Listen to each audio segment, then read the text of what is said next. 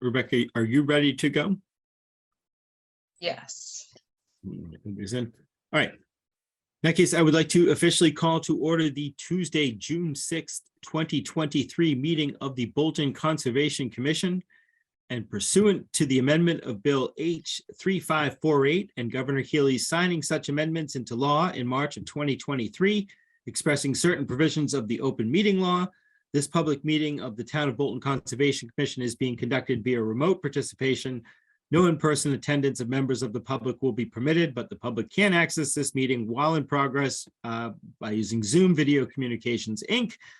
Members of the public attending this meeting virtually will be allowed to make comments if they wish to do so during the portion of the hearing designated for public comment by telephone, cell phone, or personal computer using Zoom. And reminder for participants, please utilize the chat or raise hand function if you wish to be addressed by the board.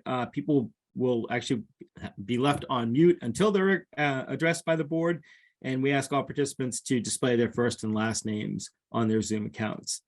All that said, by tradition, we'll start with a roll call of present members. I am Brian Barabee. Paul Bramble. Lori Stevenson. Oh, sorry, Lori. Rebecca Bachaya. I just wanted one point of order. There are two people logged in under iPhone. So if you could just identify yourself if you've called in on an iPhone and have not changed your display name. And we have a third. Hello. If you are coming in from an iPhone, can you just identify yourself? Yes, this is Jason Belcito. Okay, wonderful. Might there be two iPhones logged in for you? I just have this one. Okay, so I'm going to change your name on this side. I appreciate that. And I'm going to put you on mute, and then I'm going to try to identify the other person. Thank you. Oh, they left. So, okay. Please continue, Brian. Perfectly fine. Thank you for getting all that sorted out. First up this evening, and we do have a full agenda this evening, so we'll possibly try to move quick at times. But let's see where we go. First up this evening, the Bolton Conservation Commission will now conduct an open public meeting under Mass General Law, Chapter 131, Section 40, and the Bolton Bylaw, Chapter 233, to consider a notice of intent for 360 Long Hill Road, the replacement of a septic system within an existing lawn area, DEP file number 112-0729. Rebecca, is the applicant or representative for the applicant here this evening? Yes, Matt Morrow is here on behalf of the applicant, I believe. Yes, good evening. And Matt, would you like to give us a quick overview of the project? If I would be permitted to share my screen? That would be fantastic, Rebecca, if you can make that happen. Thank you. You should be able to now. Okay, can everyone see that okay? Yes. Okay. So keeping in mind that you do have a long agenda, I'll give you the Reader's Digest version and feel free to ask any questions, of course, after. Appreciate it. So what we have is a notice of intent for a septic system replacement at 360 Long Hill. The septic replacement has been approved by the Board of Health. It is the septic system, as you see, is right here.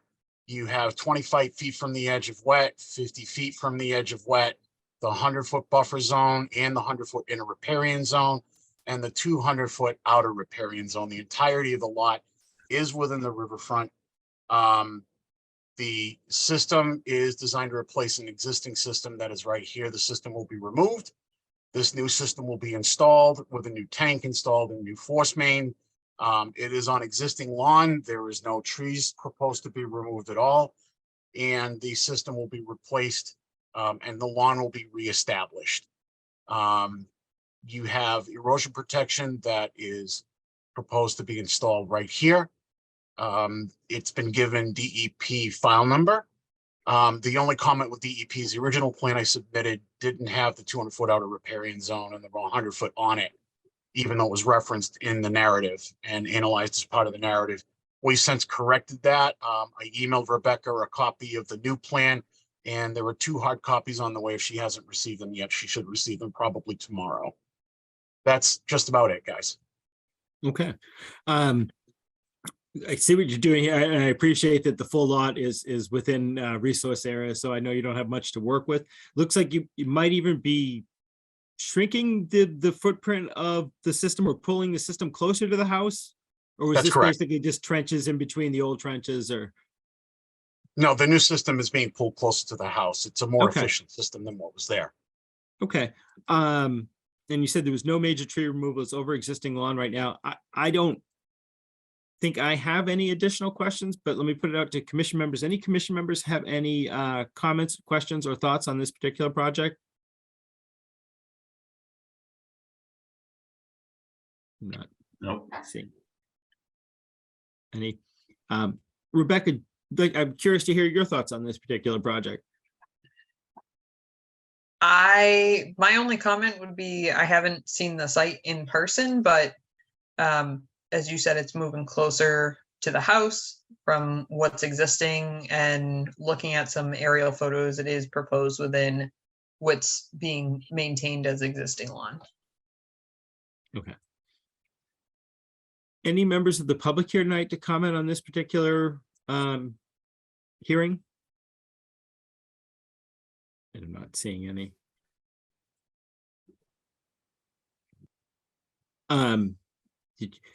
Be curious, Rebecca, as it's submitted, right? It seems like, let me just, I had it up a minute ago. Let me just pull it up. It seems like it would have most of what we already would want in for our basic conditions when replacing a septic in an existing area. The one thing I could see if it wasn't in there would be possibly adding the condition that erosion controls are in place and inspected by the conservation agent before work begins. Inspected and approved by the conservation agent before work begins. Other than that, seeing what was submitted, I wouldn't really have much to add. I put it out to other commission members. If your thoughts on this particular hearing, if you think that would be sufficient, or if there's something else you would want to see. I think you got it, Brian.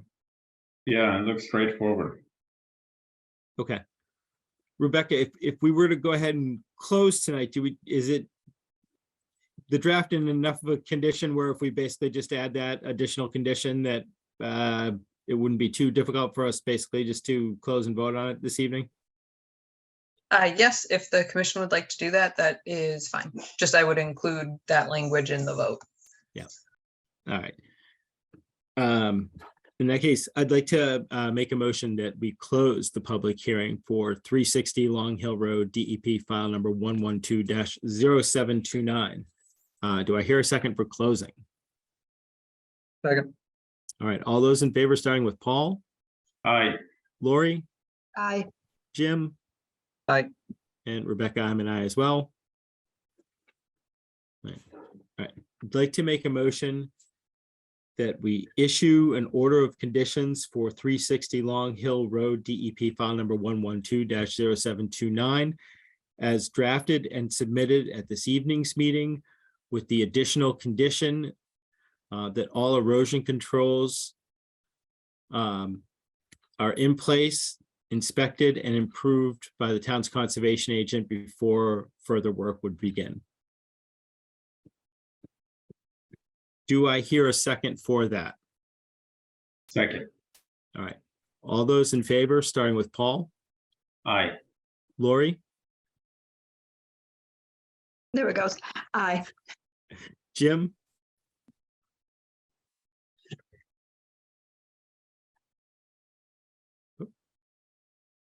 Jim? Sorry about that. Aye. No problem. It's a tough vote, this one. And Rebecca, I'm an aye as well. Okay, wonderful. Thank you.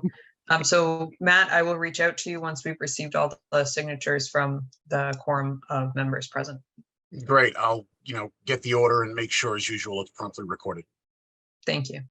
Okay, thank you, guys. All right, excellent. Have a good night. Have Mike. a good night. Good luck on the rest of your agenda. I know it's a long one. Thank you. Oh, and look at that. We just in time for the next. Okay. Rebecca, as long as you're good, just give a nod to continue. Beautiful. In that case, the Bolton Conservation Commission will now open the public hearing under Mass General Law, Chapter 131, Section 40, and the Bolton Bylaw, Chapter 233, to consider a request for determination of applicability for 95 Meadow Road, the installation of plantings or trees along a property line. Rebecca, is the applicant or representative for the applicant here this evening? Yes, Jason Belcito is present, and I believe I just unmuted him.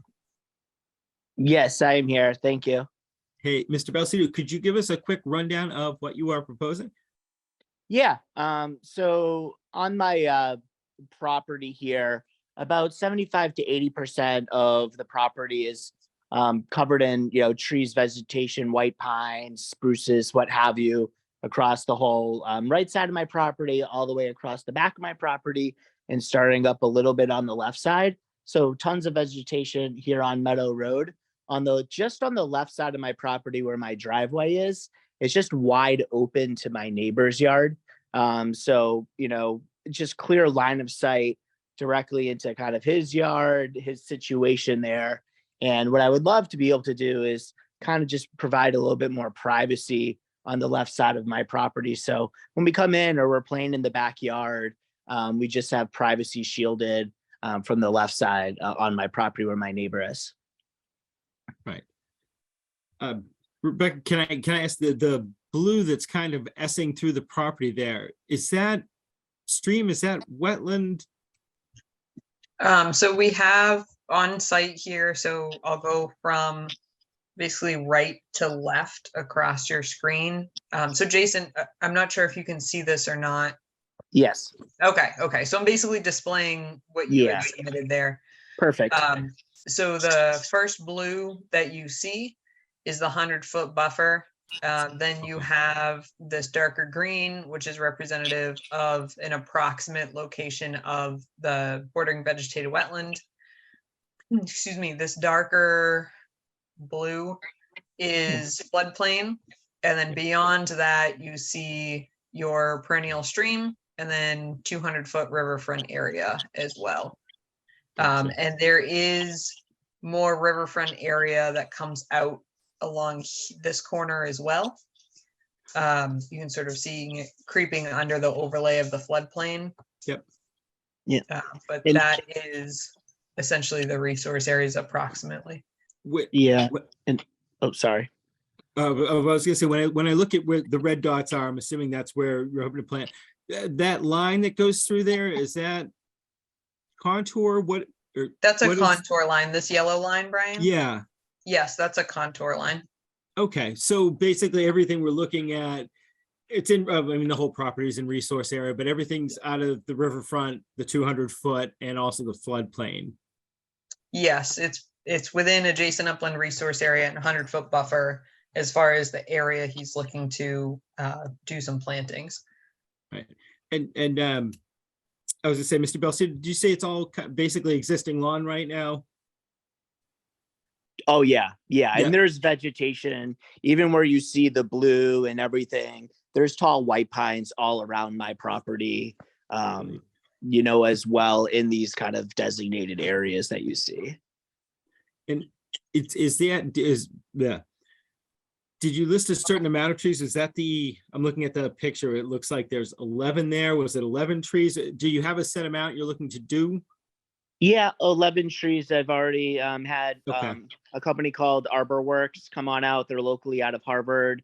They have a certified arborist on site on every job that they do. So they came out, gave me a quote. I attached that in my application. And that was the sufficient amount to provide the amount of privacy that I was looking to get on that left side there. And these are relatively mature trees. I'm just pulling it up. that would be Uh, looking to plant? Yeah, trying, I had it up and then, I lost it. So Um, they would start at, about the 7 to 8 foot range. Yep. And so, And then look at what they they have. bringing in equipment to plant, I'm guessing?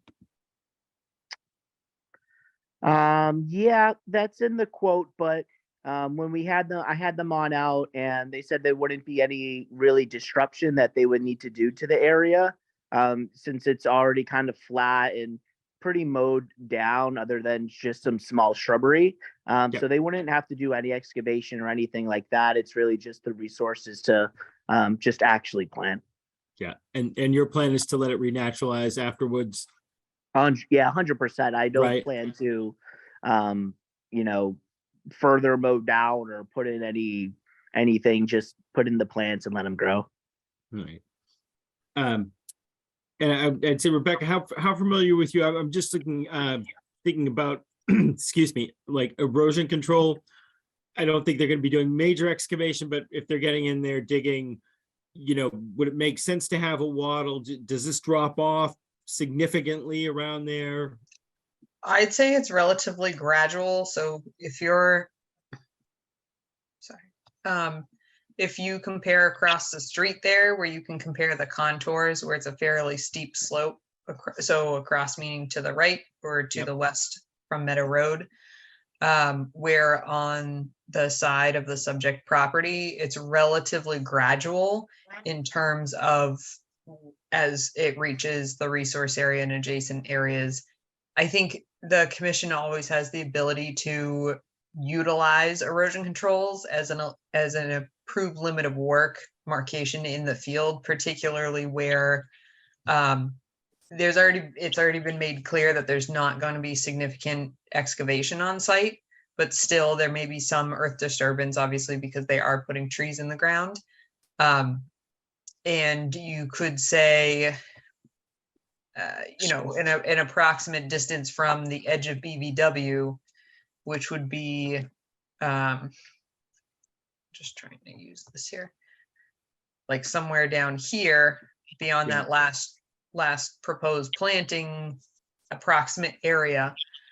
So then the applicant will know, okay, anything forward from that, no issue. And then anyone working on site as well, since you're having a contracted party come out, will know not to go beyond that area. And it's a physical mark in the field. That makes perfect sense to me. Would, do you think in this particular, and again, I don't know how familiar you are with this particular property. Do you think if we ask them to demarcate a limit of work just simply by using, stakes with a tape running between it, rather than a straw wattle would be sufficient just to Yep. probably a lot more economical? Okay. And I guess the last thing I'd say to Mr. Belcito, and I get open up to other commission members in a second, is did you list the trees that are actually getting planted? The type of tree that actually is going to get planted? They're in the quote. They're the eastern white pines, which were Yeah. recommended as native to the area, which is the same ones used on the right side of my property as privacy dividers. I'm just seeing it. And I thought I had seen, and that's usually what that's usually what we'll require is a native planting or a native species, but the white pines are definitely covered. Yeah. So that's it. I don't think I have further questions right now, but let me open it up to members of the commission. Does anybody have any questions, comments, thoughts?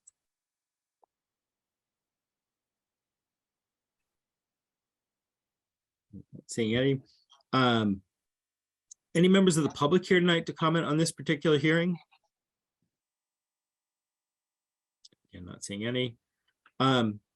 Rebecca, do you have any additional thoughts? I'd like to hear your thoughts on this particular project.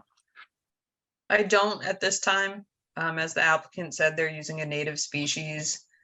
So it's not necessarily, I don't foresee it being a project that's going to adversely impact the resource area, particularly how they've already described it's going to be installed. I think if the commission wants, they can certainly add a condition that uses stakes or rope or something like that, that will establish the limit of work on site while the contracted party is coming in. But that is completely up to the discretion of the commission, whether they feel that's necessary or not. What I would love is trying to find good language for where that limit of work should be. How to describe. I where think you that could limit- say no more than, or no less than rather, no less than 30 feet from the edge of BVW on site and The edge of establish BV. that as the limit of work, because then that gives them a little bit of room to work in to do the planting while also staying outside of the 25-foot no disturb. That makes good sense. All right. Mr. Belsi, does that make sense to you, what we were kind of just discussing there?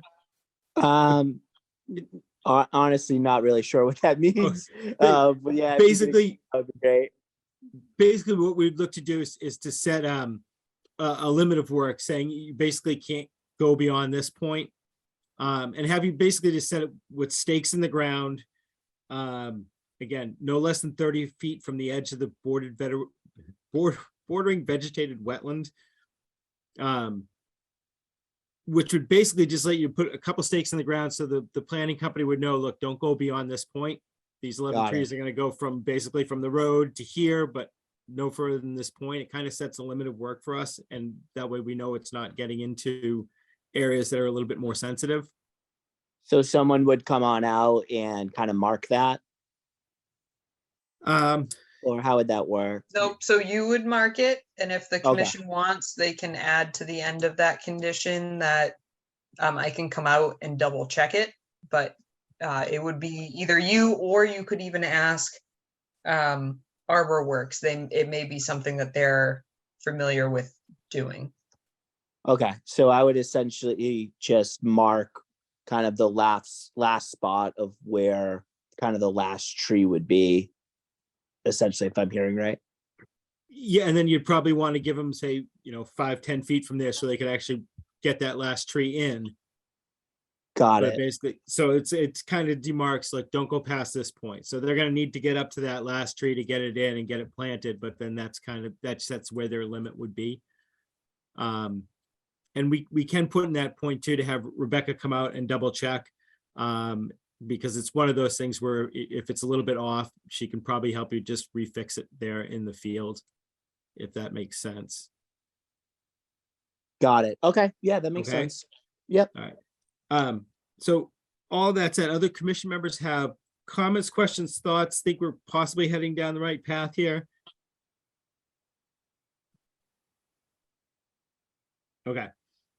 In that case, I'd like to make a motion that we close the public hearing for 95 Meadow Road. Do I hear a second for closing? Second. All those in favor of closing, starting with Paul, Aye. Lori, Aye. Jim, Aye.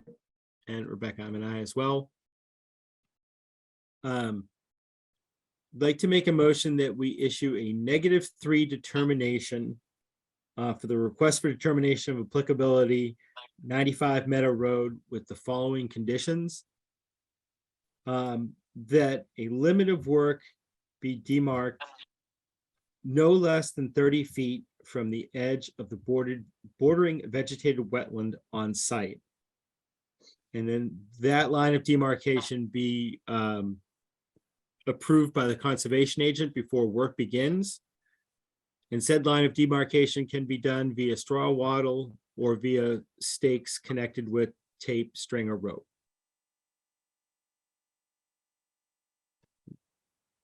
Do I hear a second for that? Second. Second.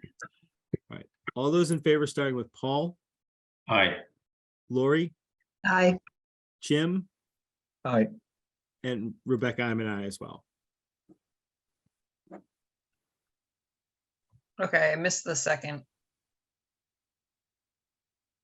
Who Paul had the did- second on that? That was phone? That was- Thank you. Yeah, that was me. I was trying to write down the conditions there. Okay, great. So once the signatures have been received, you'll get an email from me, Jason, along with you'll receive in the mail that determination. Once that is issued, we can coordinate a site visit to review your limit of work on site. Sounds good. Thank you so much. All right, thanks. Appreciate it.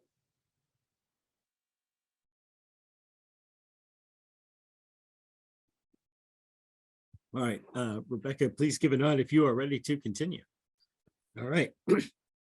The Bolton Conservation Commission will now open a public hearing under Mass General Law, Chapter 131, Section 40, and the Bolton Bylaw, Chapter 233, to consider a request for determination of applicability for 101 Nashua Way Road, a proposed new deck and playroom installation in the area of an existing greenhouse. Rebecca, is the applicant or somebody representing the applicant here with us this evening?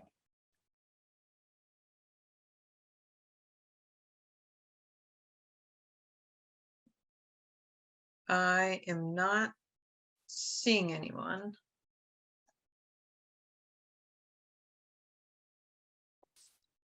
Does anyone raise your hand in the chat function? So this is for 101 Nashua Way Road.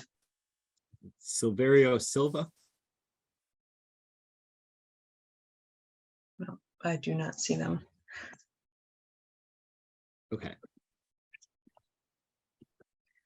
I will say, Brian, this is one that I would suggest the commission do a site visit. I'm not familiar with this property, and if the commission isn't either, that may be a good idea. So I had the same thought just reading through what it was, because again, I don't know the property, and I was like, well, we'll probably try to do a site visit. But that said, we can also just table it for now, right? We're past 7:30, so we could go on to our next agenda item. We could table this for now. If the person shows up, we can still ask them questions. Yep. You just We need can to do that. remind me to close it or continue it at the end of the meeting. Okay, so for now, we will table 101 Nashua Way Road. And moving on. Rebecca, is this DPW one new or is this a continued? This is Furbush Mill Road.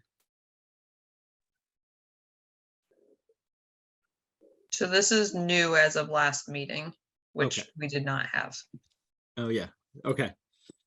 All right. In that case, the Bolton Conservation Commission will now open a public hearing under Mass General Law, Chapter 131, Section 40, and the Bolton Bylaw, Chapter 233, to discuss a notice of intent from the Department of Public Works regarding basically culvert repair on Furbush Mill Road.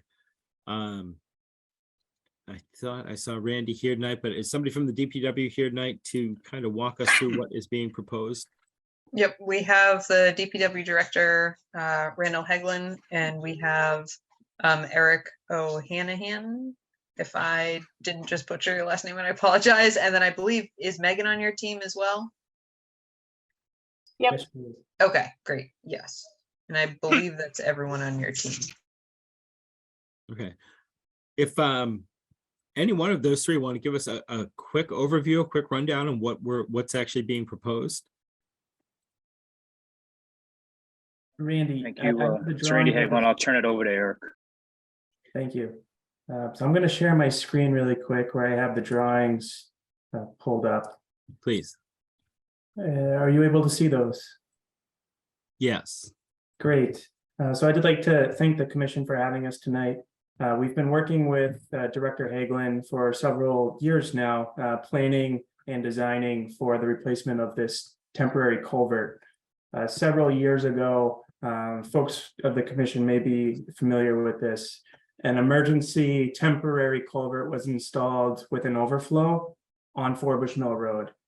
And since that time, Time Bond has done some fairly extensive hydraulic analysis of the area, as well as wetland delineation, geotechnical evaluation, and design for a replacement structure. What's out there now, the primary flow structure is a 36-inch diameter pipe with a 24-inch diameter overflow. In accordance with Massachusetts River and Stream Crossing Standards, a 14-foot span replacement would be required.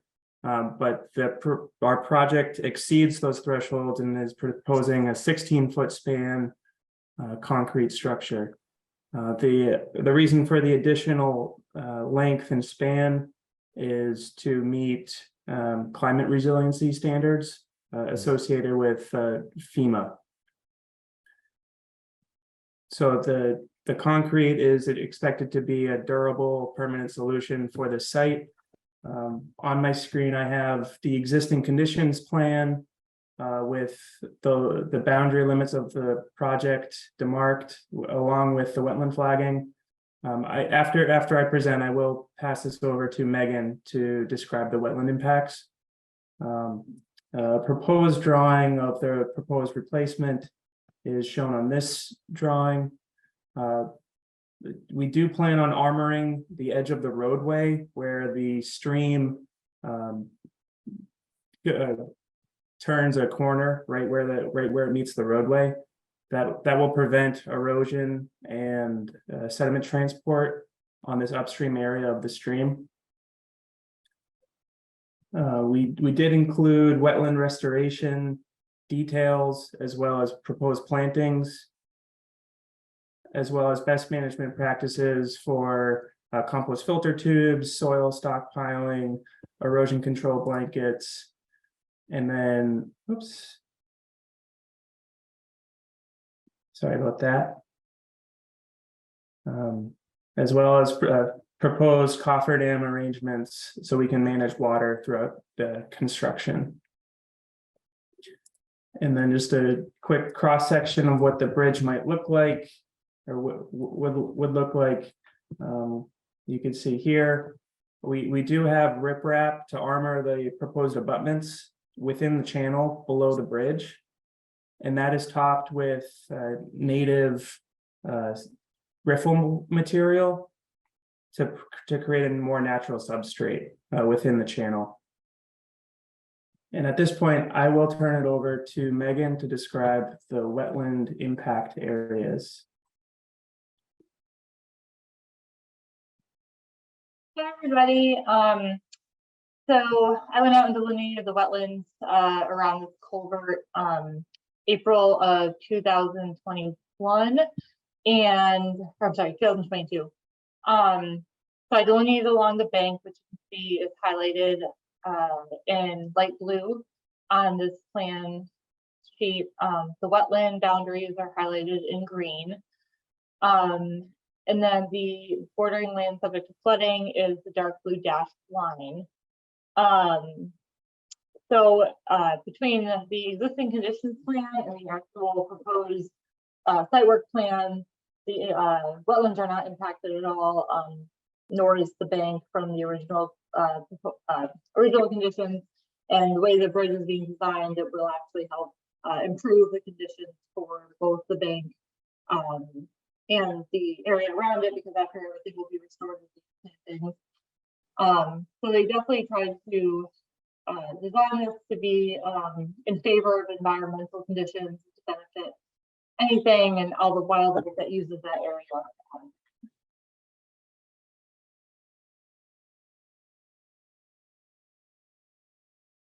So are there any questions regarding the wetlands? Appreciate it. I will quickly add that as part of the hydraulic analysis, we determined to meet hydraulic flow standards in accordance with Mass DOT standards.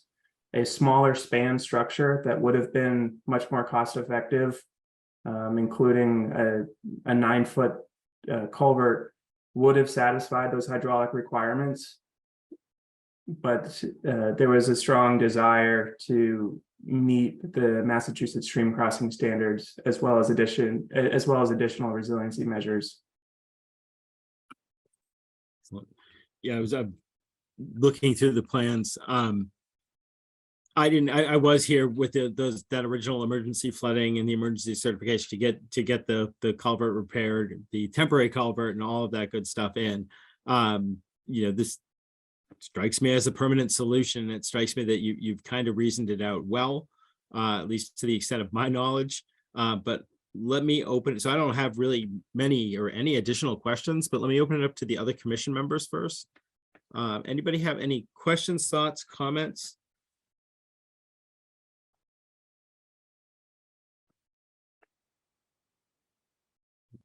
Not seeing any yet.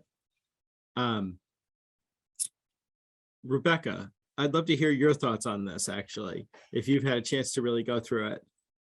So I have had a chance to go through this at length, I would say. And some of my preliminary questions or more clarification have already been addressed by Eric and his team and the DPW director. And the extensive hydraulic analysis that took place looking upstream and downstream of this culvert was really helpful for not only this culvert, but then as we look in the future, we know there are multiple culverts that need to be replaced throughout town. So it's helpful to take that holistic view instead of just looking at it in an isolated area that sometimes we see these projects come forward in. So that extent, obviously, I was concerned about downstream or upstream impacts, but with that type of an analysis, it basically shows you what that might look like and that there really isn't any, specifically compared to what's there now. And there are some issues that have occurred. It's something that needs to be done fairly quickly or in the near future in terms of upgrading that to this type of a crossing. In addition to that, my only real question originally was there's about a 90-degree bend in the stream channel itself. And so that was a question I posed and we walked through, and it's not going to be a significant issue. They're armoring the bank along the roadside there. It doesn't seem to have negative impacts downstream or upstream in terms of causing any sort of damming effect. And as you saw, the BLSF actually extends over to that dark blue line. So when that stream does flood and increase in velocity and volume coming down, it has that entire area to function within, as we would want it to function that way. So those were just to give the commission some insight into some of the conversations that preliminarily took place. And I don't have any new questions at this time. I had a chance to kind of look through everything that was sent quickly. And again, I didn't really have much. I was just curious, was there any information in there about timeframe, time of year that the work is being proposed to be carried out?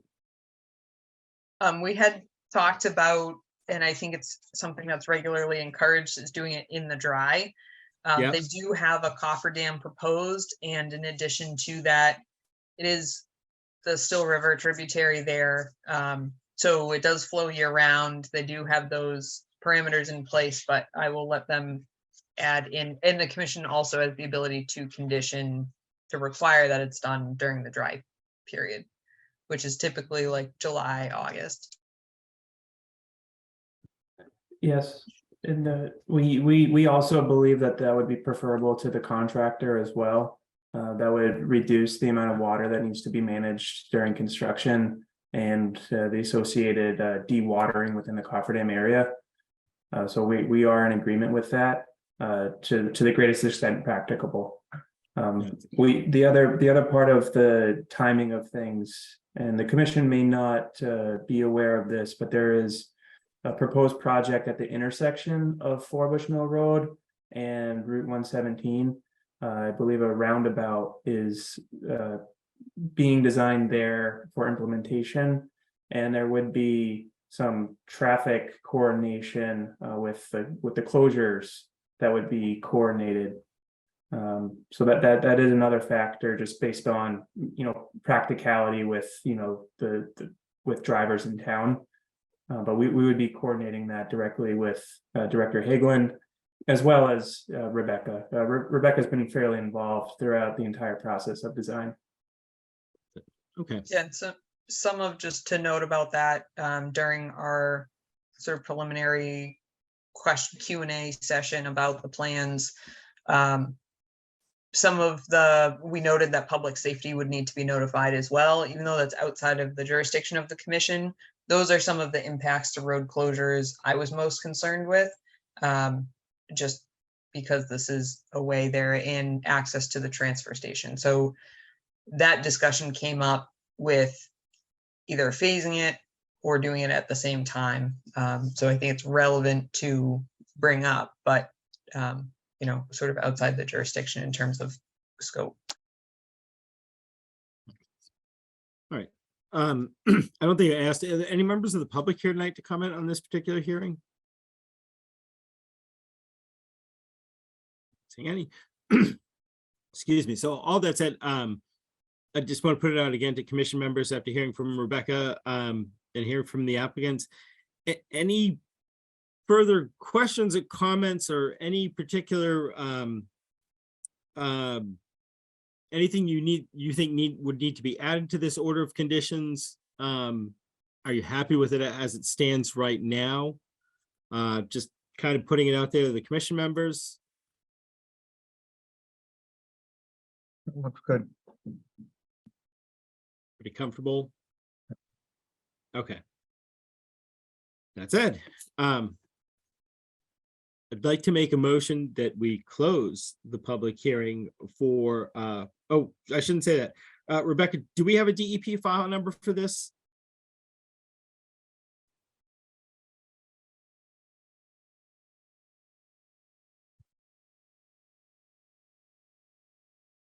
Sorry, my computer was just acting up.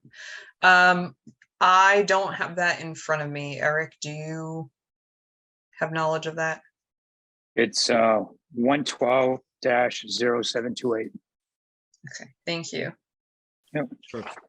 All right, in that case, I'd like to make a motion that we close the public hearing for Furbush Mill Road, DEP file number 112-0728. Do I hear a second for closing? Second. All right, all those in favor, starting with Paul, Aye. Lori, Aye. Jim, Aye. and Rebecca, I'm an aye as well. I'd like to make a motion that we issue an order of conditions for Furbush Mill Road, DEP file number 112-0728 as drafted and submitted at this evening's meeting. Do I hear a second for issuing that order? Second. All right, all those in favor, starting with Paul, Aye. Lori, Aye. Jim, Aye. and Rebecca, I'm an aye as well. Okay, great. Once we receive signatures, I will reach out to your team. Thank you all so much for your time. No, thank you. It was a lot of work, yes, put into that. It was impressive. Thank you.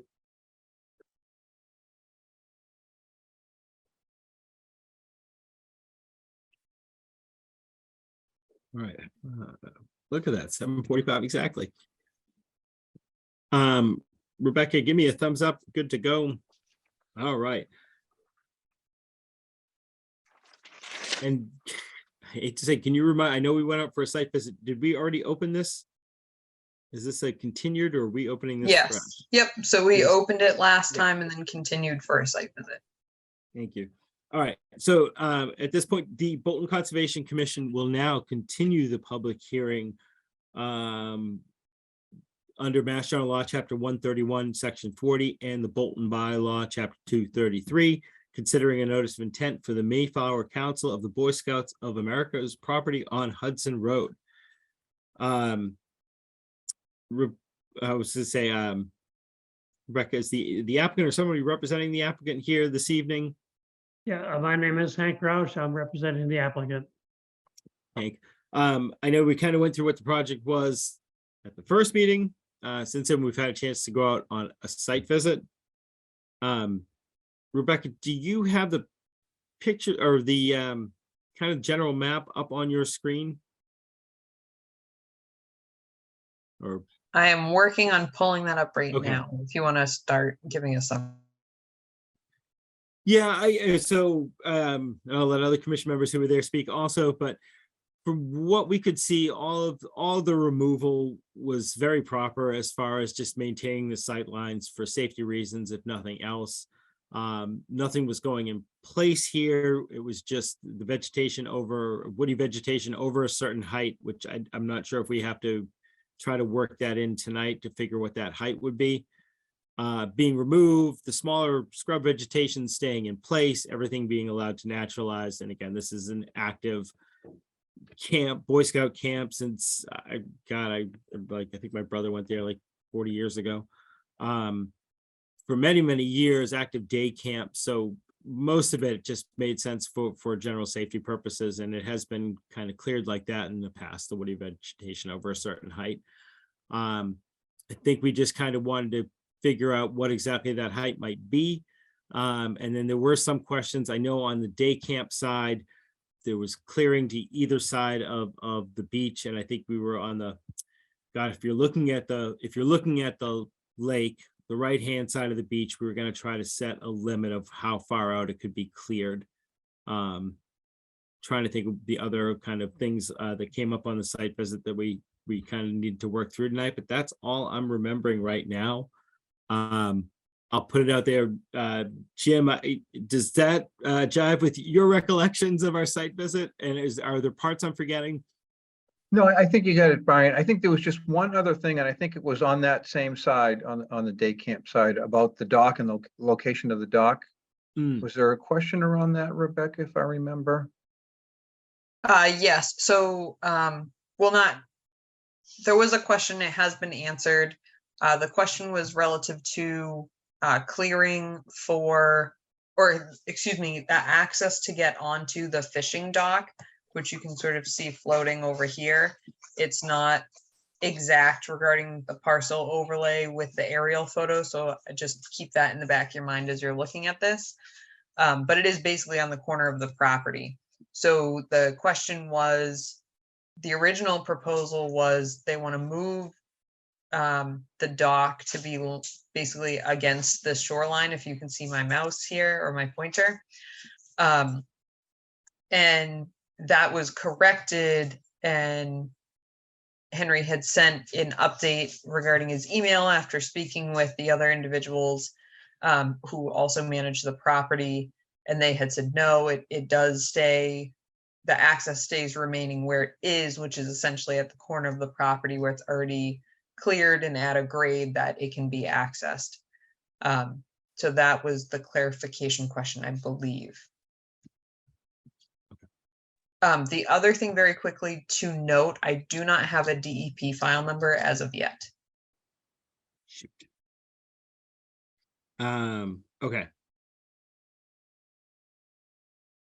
Do you recall, Rebecca, when we were looking at the woody vegetation, did we come up with a height basically that would let them get everything that they needed, that we would feel comfortable just putting?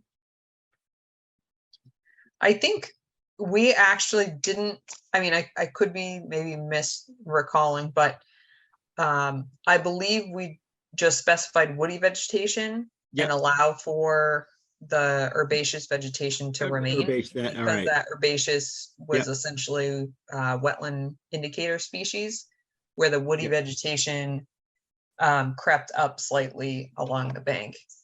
I'm remembering there was some way we were trying to discern those, and that's perfect.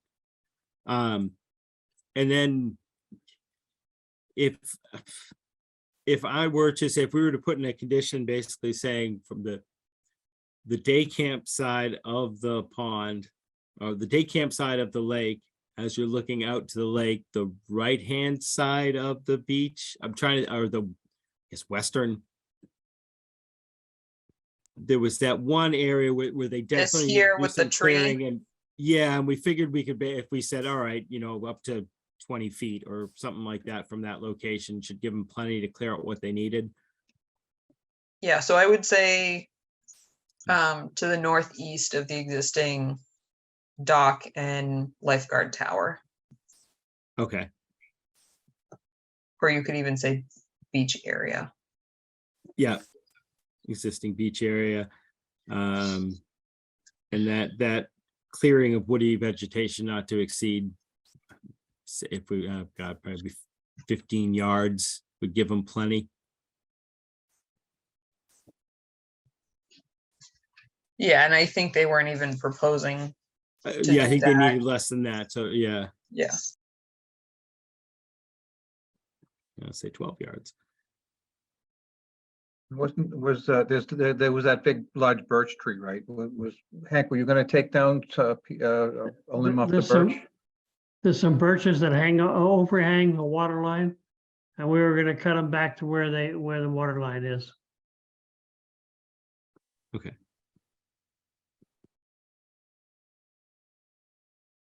As to the DEP file number, we've submitted to DEP. We have not had a response. Okay. And Henry, that's usually the only thing that usually we don't close until we can get a DEP file number, because we'll Okay. wait to see what their comments are. And I know you can't really proceed until you hear back from them anyways. So what I hate to ask, but I'd probably ask tonight that we just continue this until our next meeting. I think after everything we discussed tonight, Rebecca, you could probably, and I can get a confirmation from commission members, but some of the things we discussed as far as the removal of the woody vegetation, leaving the herbaceous vegetation, and saying 10 to 15 yards from the northeast corner of the beach area. If you could basically write those in to our existing, or to the notice as our conditions. I don't think I have anything additional I would want to add. I'm not sure if commission members have anything additional they would want to add. But without the DEP file number, we really can't close it. I'd wait to hear what they would want to say. Does that make sense to other commission members? And does anybody have any additional questions? Anything else they would like to see added into that? All right. Rebecca, does that make sense to you? Would you be able to kind of sketch what everything we talked about this evening into the existing order, or the order as it's Yep. drafted? Okay. Yeah, and I'll reach out to DEP as well to see if there's it's possible that they just haven't gotten to it maybe, but I'll ask if there's any, significant concerns or comments that they might be willing to provide. And then if Henry would want to reach out to DEP to inquire the same, I think that might be helpful. Because if they don't have significant concerns and they haven't gotten to it yet, maybe I don't know what their process is. Maybe they'll review it quick. I'm not sure. I'll contact them and ask them Okay. to proceed, please. All right. So Henry, if that all makes sense, with your permission, I'll continue this till our next meeting, and hopefully if we hear back from DEP, we'll basically have everything ready to go at our next meeting. That's fine. Thank you. Okay. And Rebecca, if I can, we the 23rd? For the next meeting, Yeah. we have the 20th. The 20th. Yes. Perfect. And what's our first time? We have 7:40, excuse me. I believe 7:50 is our first time. 750? Yep. Okay. All right. In that case, I'd like to make a motion that we continue the public hearing for the Mayflower Council of Boy Scouts of America's property on Hudson Road until our next public meeting, Tuesday, June 20th at 7:50 p.m. Do I hear a second for continuing? Second. All those in favor, starting with Paul, Aye. Lori, Aye. Jim, and Rebecca, I'm an aye as well. Great, thank you.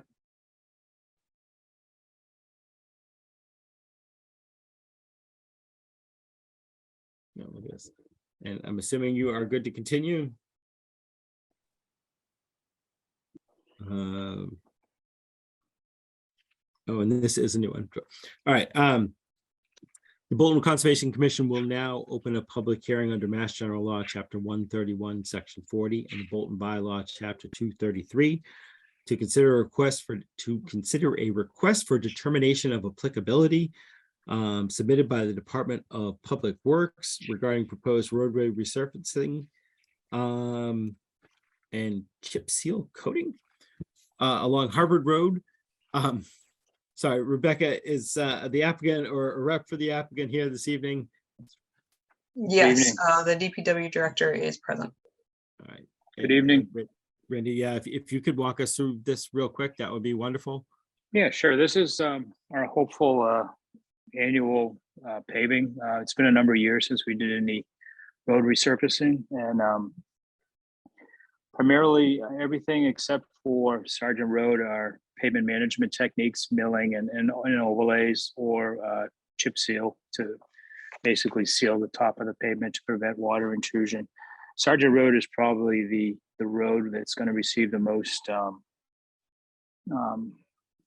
attention, we'll say, for lack of a better term. The hope is to go in there and reclaim the road. The road right now is probably the worst road in the town. And the intention is to go in there and reclaim the road bed, install a drain with a sub drain along the north side of the road, which is the high side, and just daylight it into an existing collection area at the bottom of the hill before it goes across Wattaquatic. Right.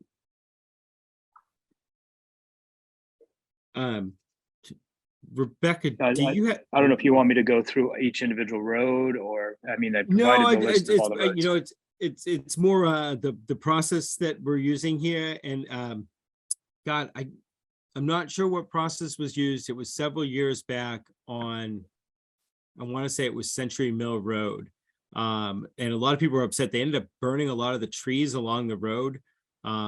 Any tree that overhung whatever machine they were using going down, the amount of heat coming off the top of that machine was so much, it actually burnt all the trees all the way down that road. They were all dead for a year or so there. And I'm not sure if this is the same process, but I do remember hearing from a lot of people that were really upset. Wow, what happened there? That was one thing I was curious about, what process we were using. Have we found an issue with that in the past? I'm not sure. Sense, but I do remember this happening. I do remember seeing it too. I'm not sure what process they used on that road. What I have seen that occur. There have been rule changes with regard to diesel engines. If they go into regeneration mode, the exhaust temperature increases significantly. So I suspect that may have been, one of the issues. If the piece of equipment went into regeneration mode. I'm not sure what equipment was utilized on that road.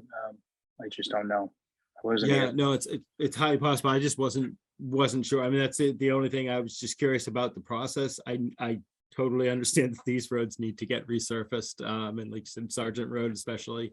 I'm curious, Rebecca, if you have thoughts, comments, what your insight, or if you have any insight towards this process or as it's submitted.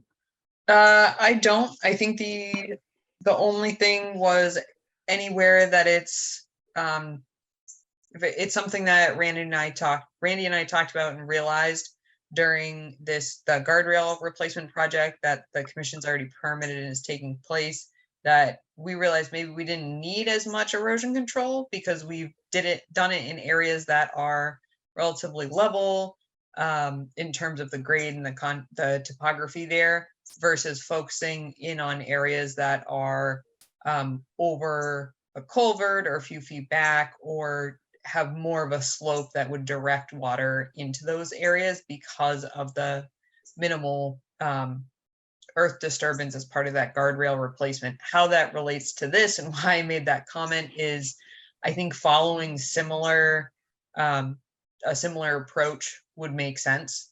So for instance, just making sure that that outlet drainage area is protected at the outlet. We're not having any washouts. That's something Randy doesn't want either, though. Because we're This just is gonna have very more true. problems with our roadway, so. That's, I guess, the only comment. And the other thing is I was not aware of the foliage burn issue, but I think that does make sense, and maybe that's just, you know, a condition or a note that the commission should include, but I'm not sure how you would even word that. I apologize, like, I feel bad, like I could be making this up, but I seem to remember that they were trying a new process where you basically are recycling a lot of that pavement, where it's cutting it, it's milling it, it's resurfacing with the safe pavement material. Yeah. And whatever they were using basically to break down the material to repave it with was super hot. And literally you would go down Century Mill Road and everything was just brown and dead right above the road. It's totally but I think it was a plausible. I'm new- not Yeah, no, I think it was a new questioning whether or process. not that type of a process would cause that much heat to make that occur. But that, yes. And that my concern would be the vegetation that's obviously jurisdictional to the commission, and making sure that we're not adversely impacting that. And I guess maybe that's the way I would address that. Yeah, Because I don't And- know enough about pavers themselves or Right. about the specific I process. and it I was, suspect what you're discussing, the town did some hot in place recycling where it's basically a machine that works like a train. Basically, you grind up the existing pavement, goes back into a batch machine right on the paver. They add an emulsifier and a regenerative chemical back to the asphalt and put it back hot in place. And they did pretty much a good section of 117 on that process back in, I don't know, maybe 2012, 2014, something like that. You know, I'll be honest, I'm not proposing, I'm not that familiar with it. Right now, I'm No, not proposing that for any of these locations. I think that might Um, answer the question. yeah, that could very well have been it, but. All right. Sorry, now I've thrown myself. So Rebecca, with what you were saying, would it make sense that if we threw in a condition that the DPW is to work with the town's conservation agent to determine when and if erosion controls would be necessary along certain points of this project? Would that kind of cover what I'm trying to? I mean, that's sort of just baked into, It really um, is, yeah. I would say any outlet structures should But have, there's running or standing water, kind of Yeah. a big issue. Yeah, stuff like that. What we found with the guardrail is, you know, is so minimal disruption of the area with the, you know, the insertion or removal of the existing posts that, you know, a lot of the guardrail, you know, I mean, some of the guardrail, you couldn't even tell that they went to and replaced the post. It was so minimal disturbance. And yet we had, you know, hundreds of feet of water along that guardrail. And, you know, Yeah. we realized after it was probably maybe a little bit overkill on our part proposing So- that. back to your original statement, Randy, and then your original question, Brian. You could make or state a condition if the commission so chooses that is phrased something along the lines of erosion or sediment control shall be placed along areas adjacent to standing or moving water. Is that fair, Randy? Yeah, I think that makes perfect sense. And, you know, you and I can go out and look at each site individually and kind of maybe set our limits too before we, you know, once the paving list gets firmed up with a schedule. Okay. Perfect. That's it. Any other commission members? Yeah, any commission members have any additional comments, questions, and or thoughts? Not seeing any. Any members of the public here tonight to comment on this particular hearing? Again, not seeing any.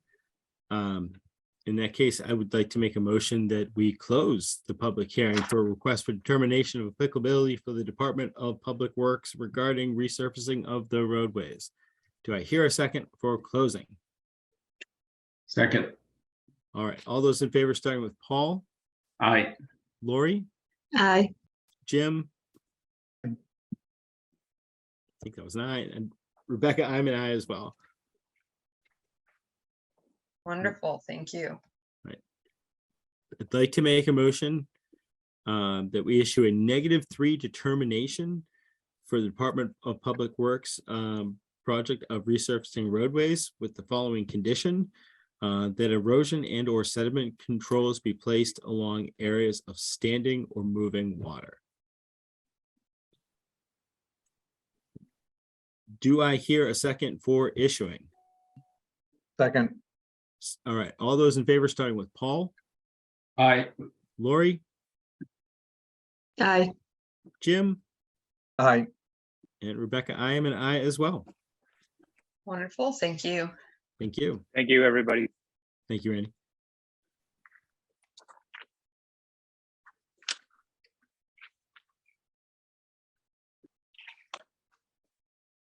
Okay. Rebecca, you good to continue? Yes, All right. The Bolton Conservation Commission will now continue the public hearing under Mass General Law, Chapter 131, Section 40, and the Bolton Bylaw, Chapter 233, considering a notice of intent for 40 Hudson Road, map 4.D, parcel 09, DEP file number 112-0726. Rebecca, if I remember correctly, when we had initial questions for this meeting, we actually went out, conducted a site visit, came back, had some further questions from the applicant, were able to draft everything into an order of conditions that everyone was comfortable with at last meeting. Can I ask, have there been any changes to the proposal or the project? Anything new from the applicants? All right. Any members of the commission have any additional questions or comments now that this has been drafted? I'm not seeing any. Any members of the public here tonight to comment on this particular hearing? Yeah. Rebecca, let me just ask you real quick, if we were to close and adopt the order of conditions as currently drafted, are you comfortable with it? Feel we have all of our comments, questions? Perfect. All right. In that case, I'd like to make a motion that we close the public hearing for 40 Hudson Road, DEP file number 112-0726. Do I hear a second for closing? Second. All those in favor, starting with Paul, Aye. Lori, Aye. Jim, Aye. and Rebecca, I'm an aye as well. Right, now, I'd like to make a motion that we issue an order of conditions for 40 Hudson Road, DEP file number 112-0726 as drafted and submitted at this evening's meeting. Do I hear a second for issuing those orders? Second. All those in favor, starting with Paul, Aye. Lori, Aye. Jim, Aye. and Rebecca, I'm an aye as well. thank you. Thank you.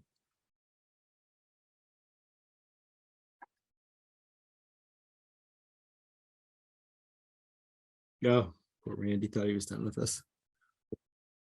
Yeah, no, unfortunately, it's not. We like to put you in every other one, give you a break. And Rebecca, I hate to say it, but remind me, this is continued, correct? This was a continuation, right? Correct. All right. In that case, I'd like to, the Bolton Conservation Commission will now continue the public hearing under Mass General Law, Chapter 131, Section 40, and the Bolton Bylaw, Chapter 233, considering a notice of intent by the Bolton Department of Public Works DEP file number 112 dash, do we have an answer on that one? If I may, Brian, I Please, yeah. track that down. One quick second. Thank you. It's 112-0727. Thank you, Mandy. Thank you. Okay, so I think I have officially reopened it. Rebecca, would you be able to give us a quick update? I'm trying to think what we were waiting, were we just waiting for the DEP file? Or I was gonna say, Frank, if you could give us a Yeah. rundown, that would be fantastic. I'm sorry. I can't. Yes, so at the time when we last discussed this, what was before the board was the proposed slip lining of the culvert. We were waiting on a DEP file number. Everyone seemed comfortable with that approach. After receiving the file number, addressing some comments that came from the DEP, they came back with another comment saying that we might need to pursue an Army Corps permit to slip line this culvert. Since receiving that, and at that time, I reached out to both Army Corps and the DEP agent for some additional clarification as to what would have triggered that for us, and whether or not, how we needed to proceed, given that it was possible that it might need an Army Corps permit. I received no follow-up from either entity about that comment, but in subsequent review of the stream crossing standards, I did come across a statement that says that slip lining is not, they don't like slip lining. It's not prohibited, but it's not recommended. And then given that, and given the open-ended comment from the DEP, I went back out and I looked at the site. We were proposing slip lining the culvert due to the existing, the large 36-inch tree that was close to what would have been the excavation. I went back out and I took a closer look at that tree and the alignment of the culvert. And I think we can do an excavation and replace that culvert, doing a standard conventional culvert replacement, reconstruct the head wall, and not impact that tree. The way the tree is growing, the majority of the drip line and the branches are away from the culvert and away from the stream. So that being said, the majority of the subsurface root structure for that tree would be away from the stream and away from the culvert. So what I'm proposing is that on the tree side of the culvert excavation, and I can bring up a plan to show this too that I sketched up, is that we would, and if I may, pull that up. Please, Rebecca, if you could. If it'll let me share. this. Beautiful. Okay, perfect. That is you. So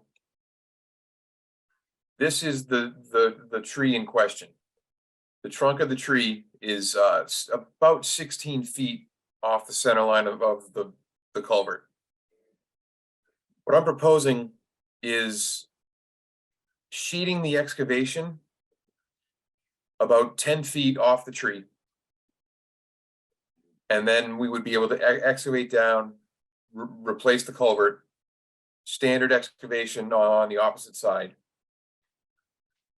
And then backfill, repave, and then reconstruct the head walls using basically concrete block head walls, like a London style block, giant Legos. They're 48 inches by 42 inches by 18 inches. So that's it's more disturbance than the slip lining, but it's a much more limited excavation than what was previously discussed with the Shade Tree Commission at that hearing. We would of course ask for a condition that said that the contractor would need to protect that tree specifically, and there's actually no tree removal being called out for this work. So they would need to work around what's there.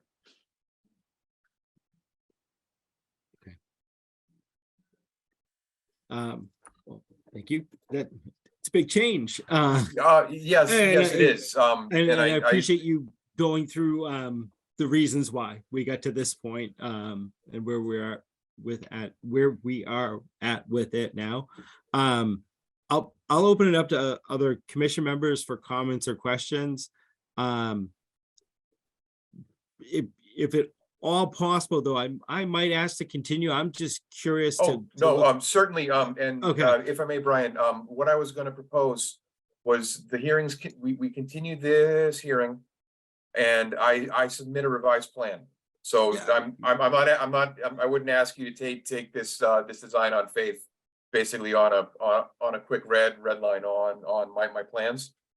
I was going to ask Rebecca when you would need plans filed by, if it's possible to be on the next hearing, or To be on the next hearing, you would have to have your plans into the office by noon, or excuse me, before noon on June 15th.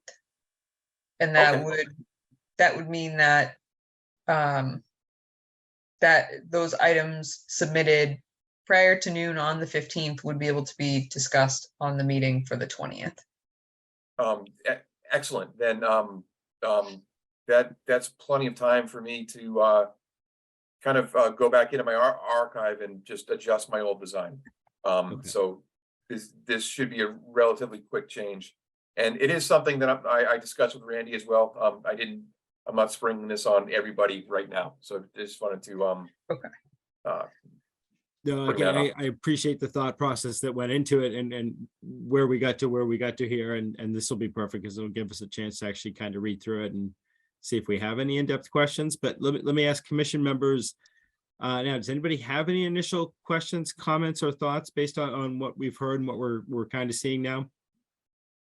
I was just wondering, should we have an arborist look at this location based on those plans to see if there could be some disturbance to the root system or anything else?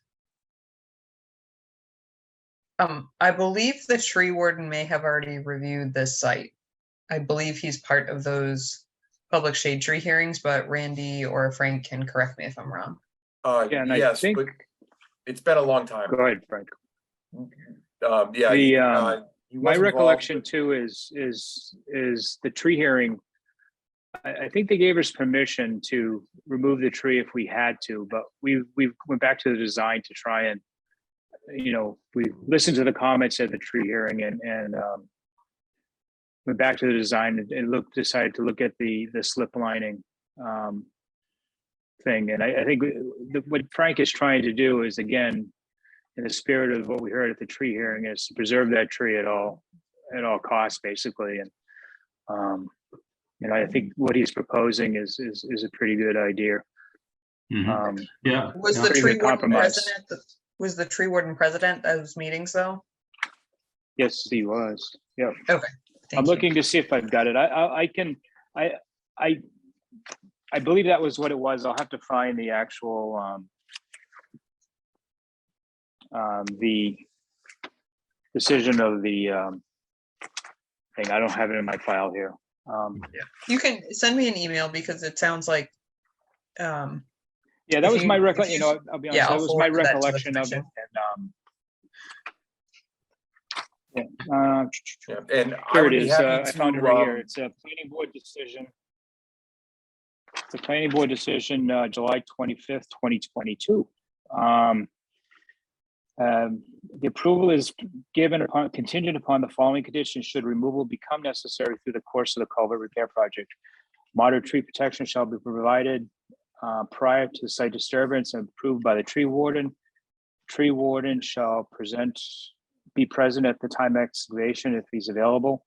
Tree warden shall be consulted regarding any decision to remove the tree, and if the tree is to be removed, the stump shall be removed as well. Okay, Again, so that that's, is, that's an issued decision by the planning board, so that basically Yes. falls under the condition scenic- that's in scenic every order road. of condition that says all other local regs and bylaws need to be followed and all other necessary permits need to be applied for. So I think that would be incorporated that way. Yeah, that was part of the shade tree hearing. Okay, thank you. And I would be happy to meet the tree warden out there if that's something we can arrange for Randy just to walk through this with him too.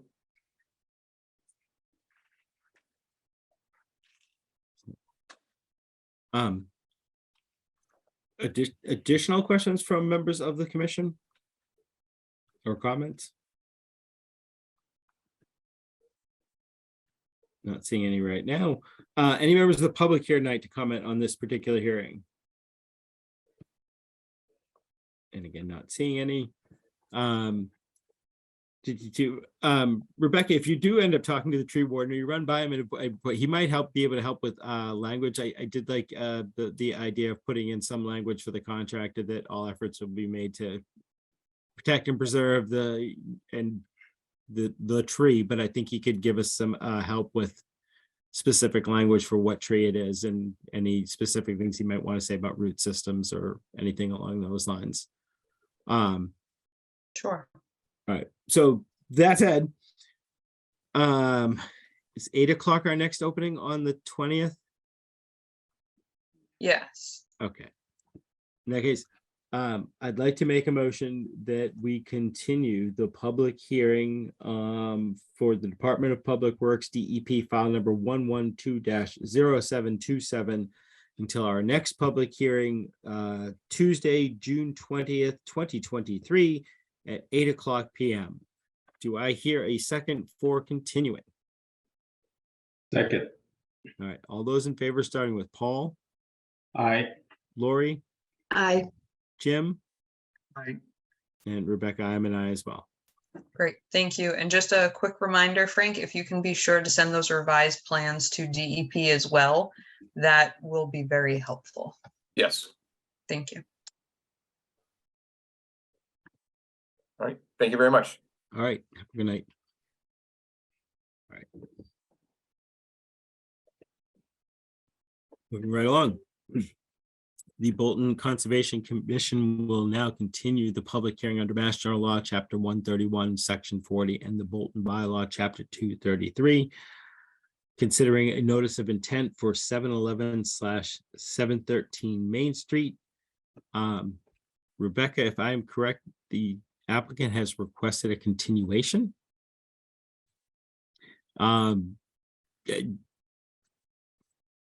That's, I know, we're still awaiting some information from them. I believe DEP was still awaiting to get some information from them. All right. It sounded like they were still missing quite a bit of information, DEP. So, well, I guess we'll give them till next meeting. They think they can get most of it in by next meeting. I'm assuming that's why they asked for the continuation. I don't see any reason why we wouldn't continue because we're still waiting for that info. Any commission members have any comments, thoughts, questions? All right.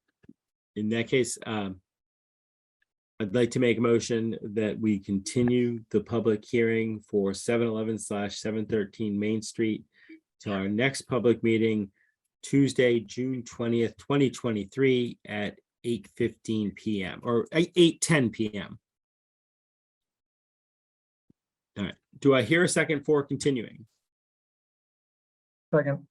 All right. All those in favor, starting with Paul, Aye. Lori, Aye. Jim, Aye. and Rebecca, I'm an aye as well. Wonderful, thank you.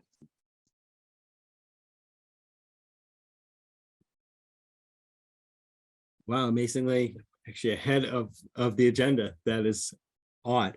Did not think that would happen. So Oh, I think to the One of the minutes. Trails Committee members is here. If we could address the summit identification signs, We absolutely can.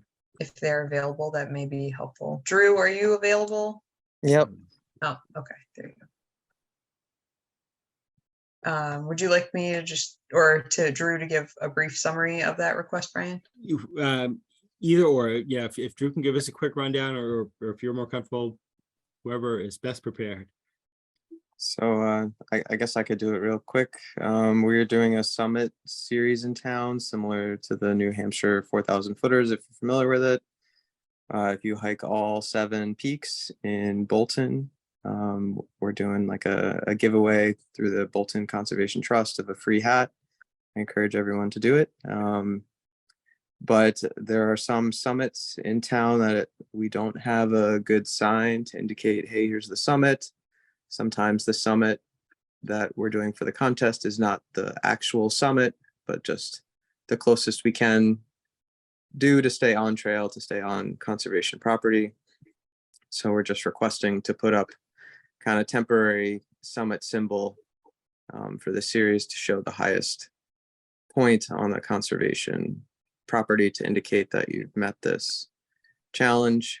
It's just a black triangle with a white S in the middle, and it says boltontrails.org/summit series at the bottom to kind of give people, you know, indication that this is for the summit series. So that was going to be my only question, Andrew, is if we had an idea what the sign was going to look like and the size. I'm trying to think how to describe a triangle. I was just going to say size of the sign should not exceed, you know. Yeah, I mean, it's the size of a foot by trail 1 marker. footer, It's but- like, yeah, I mean, you could totally put 1 foot. That would be way, All right. way so big, but yeah. You know, I said like total diameter of the sign. All right. Yep. All right. Other commission members have comments, questions, thoughts about this? Is it a stake or is it attached to a tree? It would, the plan would be the way we would do a normal temporary sign would be a nail through of laminate into a tree. Other questions, comments? Anybody from the public here tonight wish to comment on this particular project? Any? And Rebecca, your thoughts? Comfortable as proposed? And I'm comfortable with it as proposed. The only thing, and I included on the agenda, was obviously that signs won't be posted on private property unless prior written permission is granted by the property owner. That's not proposed here. They're looking to just post it on conservation properties. And I think it does, that's some of the feedback that we did get thus far. Individuals that participate in this challenge and carry out this challenge provide some feedback similar to All Trails Club, which is really helpful for us. So it's a great challenge. But in addition to that, it's helpful to see something that's visual, that maybe people who aren't as familiar with looking for some of the geomarkers, that's not the correct term for it, but we do have those on some of the summits, but not all. So this was a good happy medium that's temporary while this challenge is going on. okay. Right, that's it. I was gonna say, I'm perfectly comfortable with it. Anybody have any reason why we should not allow the posting of these signs? All right, in that case, I'll call for a roll call vote to authorize the Bolton Trails Committee to set signs on the 7 summits of Bolton. These signs not to be more than 1.5 feet in diameter total. I guess all those in favor, please say aye. Starting with Paul, Aye. Lori, Aye. Jim. Aye. And Rebecca, I'm an aye as well. Great. Drew, I will work with you to get those printed and laminated and ready for posting. All right. Thank you so much, everyone. All right, Drew, thanks. Take care. Bye.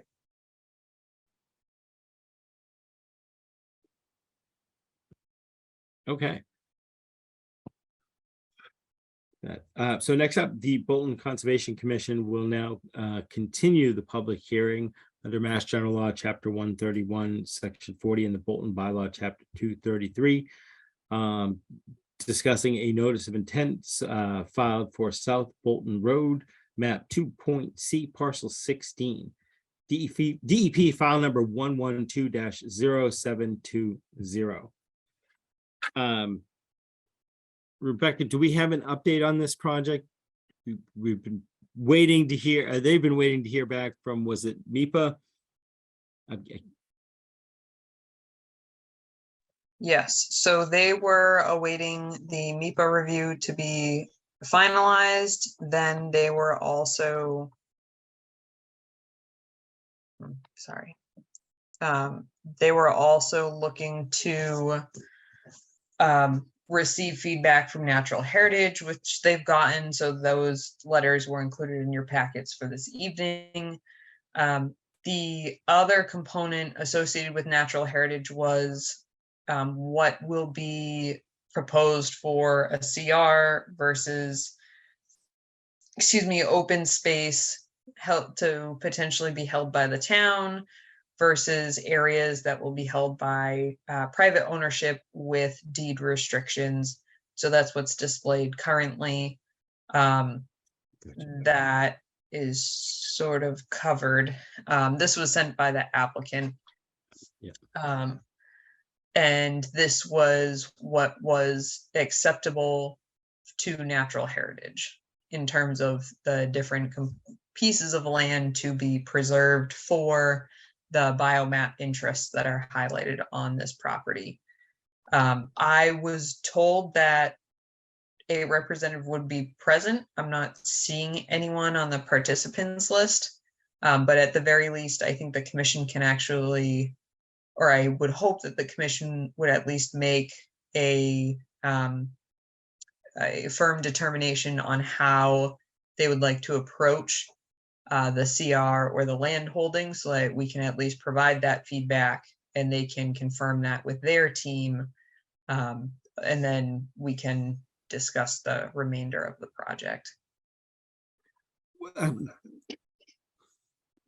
Which method do you think works best? I take your point about let's kind of nail down how they're going to do the CR and everything before we do the final approval. I'm just trying to think what's the best way to propose that back to them. There we go. I'm just trying to pull up the. Because as you pull that up, just a reminder for other commission members, is the one we had seen all that we were comfortable with the plans and everything. We kind of gave them all our changes, waiting to hear back from MIPA and Natural Heritage. Yep. So this is an email from the applicant, and Brian, you're absolutely correct. However, the way Natural Heritage and the areas that they would require to be protected has the potential to then impact how the development's laid out. So that's why they had posed this question. So obviously they've been through the MIPA process. They're proposing that the 16.77 acre open space area will be under a permanent CR held by the town through the commission or ownership by the Conservation Commission. And the remaining 1.14 acres will be under a declaration of restriction with the landowners as buffer, which was acceptable to Natural Heritage. So this numbering expresses the image that I just showed you, which I'll bring back up in a minute. And so the components are the 16.77 acres for open space subject to a conservation restriction, which is a hatched area. 1.14 acres will be in permanent declaration of conservation restriction adjacent to residential properties as buffer, which is a red area on the image. And then the remaining 12.64 acres will be the project site. And basically they're just expressing that they'd like to continue discussions. Yep. So And let me just was bring it, was that it other- looking to see how they wanted to transfer the CR or how, because I guess it's again, I see if their that's sketch out acceptable plan to the makes, commission. what's that? I'm sorry. I apologize for interrupting. If the methods that they're proposing is acceptable to the commission, or would the commission prefer to hold the land in ownership regarding what they're proposing for a CR? Gotcha. Yeah. Rather than the town holding the CR or. Yeah. You know, it's a, which do you think works best? I can understand arguments for both, but administratively and with other, you know, properties and other things you may have in the area, is there one that would make more sense to you?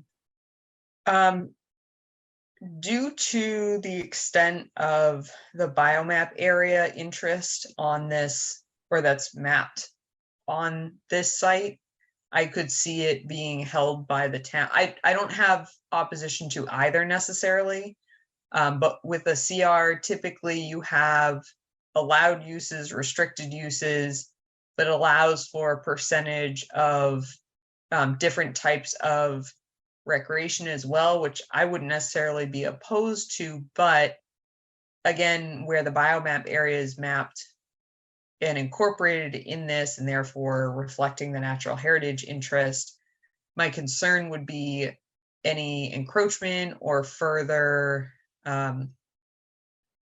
adverse impacts to that habitat versus having outright ownership that would restrict that. You could potentially maybe put in a trail or something like that that would connect into adjacent open space and then get you to the roadway. But other than that, I don't see the ability for there to be 10% active recreation, which is what we typically see in CR language, or other uses like agriculture, or there might be a potential for like forestry in that area, which sometimes you can consider under agriculture. Just in my mind, going over, again, prohibited and allowed uses for a CR, does that really make sense? Or is it just strictly something that's going to end up being conservation minded? And I believe that is the case. Yeah. So basically it would be asking him for, I was gonna say, did you have the language on the two? I'm trying to think which one's better myself to ask them for, but it basically would be asking them that this is our preferred method, making sure they were comfortable with that. Yep, and I can go back to them and say that if you're comfortable with it as they have it proposed, that's fine as well, but that's just my feedback. And they're proposing it as the town holds the CR as opposed to the town holds the land?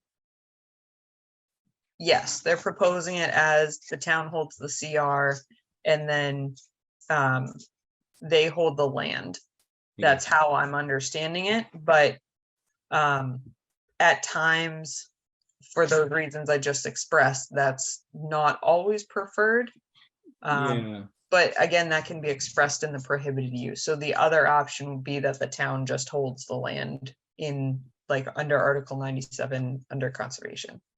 Yeah, which would seem like that could be more restrictive, and again, with a small place. Like I think that's the way I would prefer to go with this particular one, but I'm curious what other members of the commission think. I could be convinced either way, honestly. Yeah, I guess I'm a little confused. So can you help me out again, a CR versus the town owning it? What's the pros and cons, just at a high level, Rebecca? The high level is, so with the town holding the land outright, they're the sole owner. And with, typically that's referencing Article 97, meaning it's in perpetuity. There are ways to break it out of that, but it's a very lengthy and extensive process that needs to take place. So basically it's protected in perpetuity.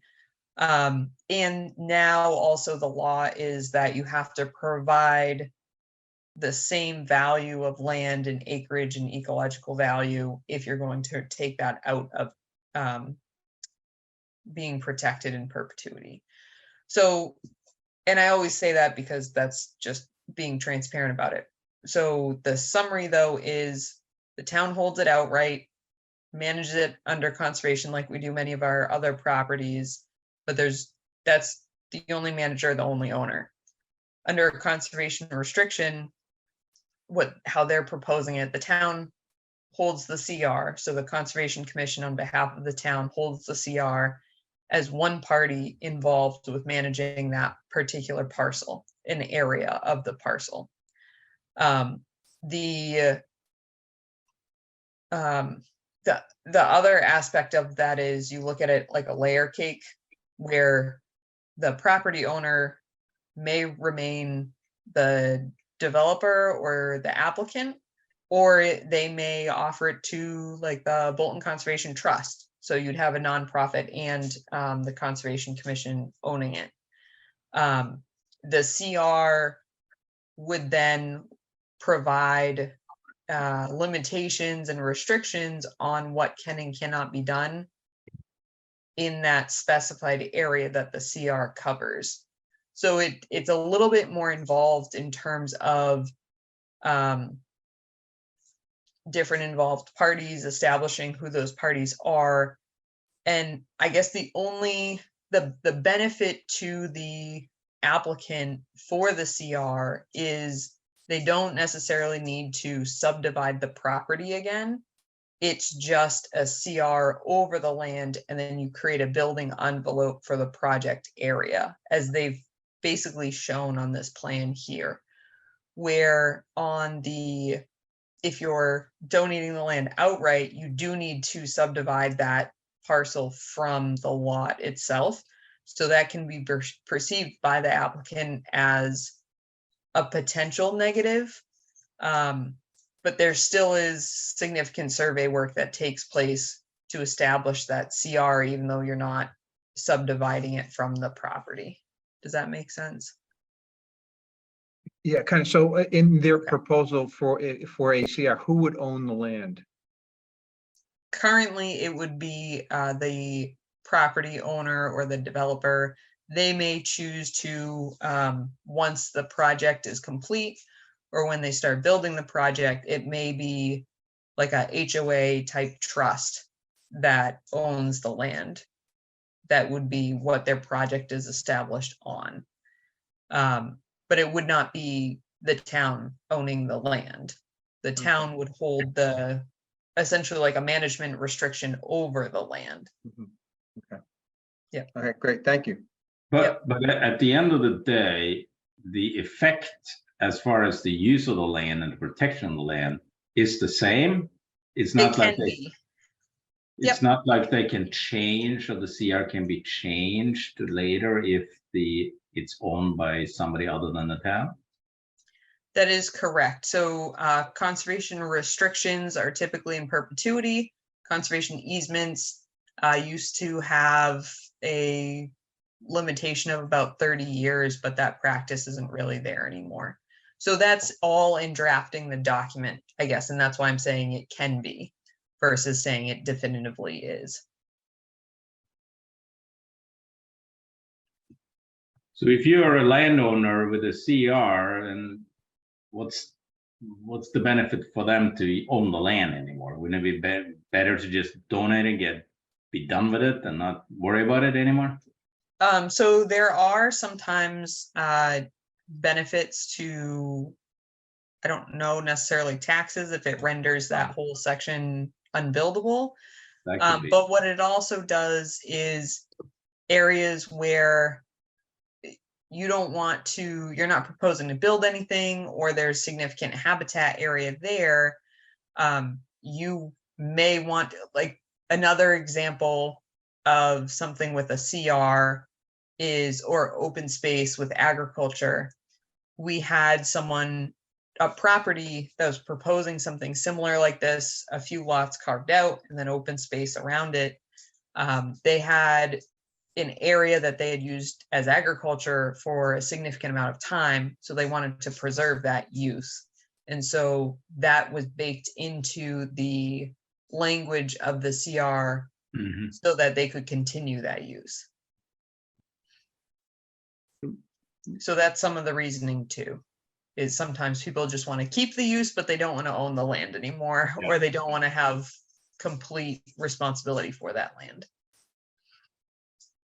I think what have we done recently? I know a lot of the subdivisions we've done recently, we've ended up working with the trust. They would, they were gifting to the trust or gifting to the town.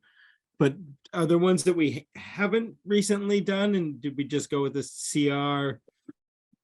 Or, So primarily the recent developments have actually just donated the land outright. And Yep. in that land donation, there are restrictions within the deed to that land.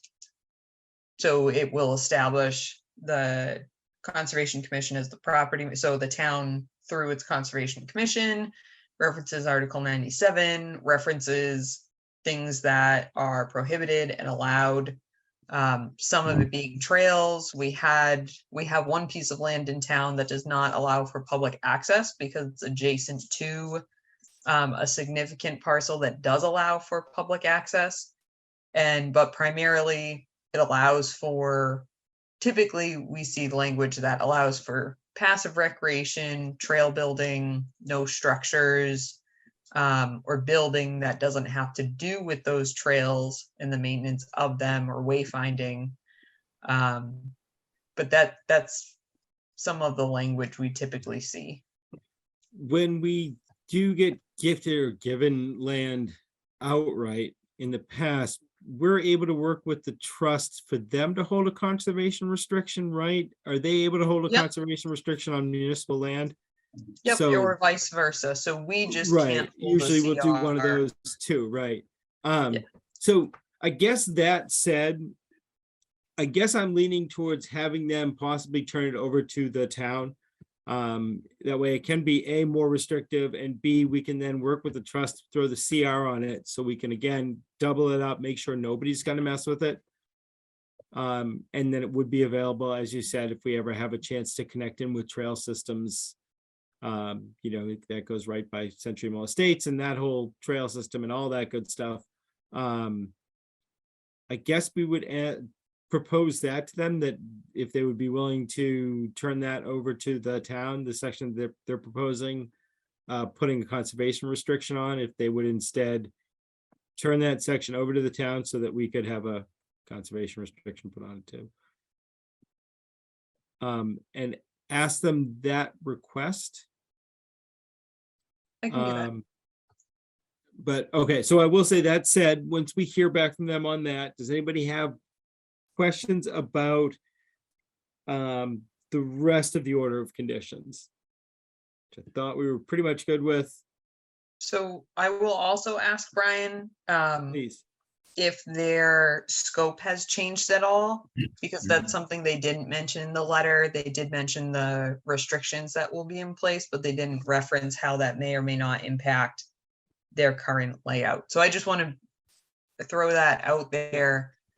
So if the commission says we have no questions today, if there are revisions to the plan, I just want to make sure I that think that that's a is really good idea, reflected.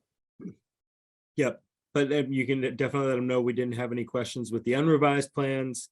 And this was just one final thing. We just wanted to make sure you knew exactly how this last part was going to go, and I think we're good to move them along.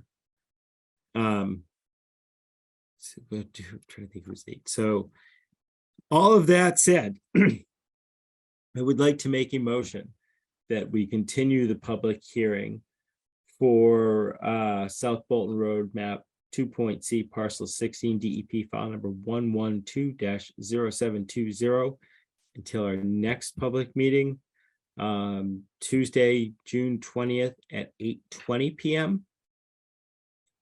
Do I hear a second for continuing? Second. All right, all those in favor, starting with Paul, Aye.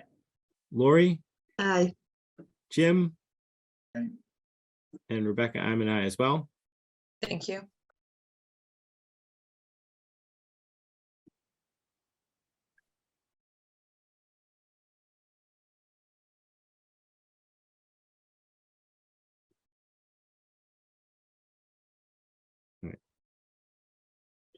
Rebecca. If you're good to continue, looks like next up is a request for a partial COC. Yes. Can you give us I don't know if the applicant's here, but or could you give us a quick update on what the project was and where it stands?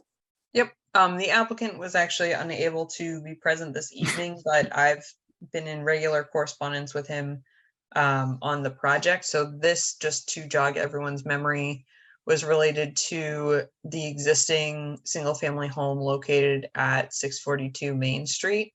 And the work that was done was replacement, or rather the upgrade from essentially a cesspool to a septic system that has been installed and completed. The vegetation under the order was required to go through 2 growing seasons. It's gone through 1 at this time. There is sufficient cover. The site is stable. The silt fence is still up. So what is basically driving this partial COC request is that they have sold their property, and so, or rather finalizing the sale of the property, and therefore they are wanting, the counterparty is wanting to make sure that it's in compliance to date. So the partial is their best option instead of waiting until fall for that second growing season. So with that, I have no issues with this site. And again, it is likely that the applicant will come back before the commission in the fall to have another site visit to confirm that it meets, after 2 growing seasons, the 75% success rate of coverage and stabilization on site before they're able to remove any of the silt fence.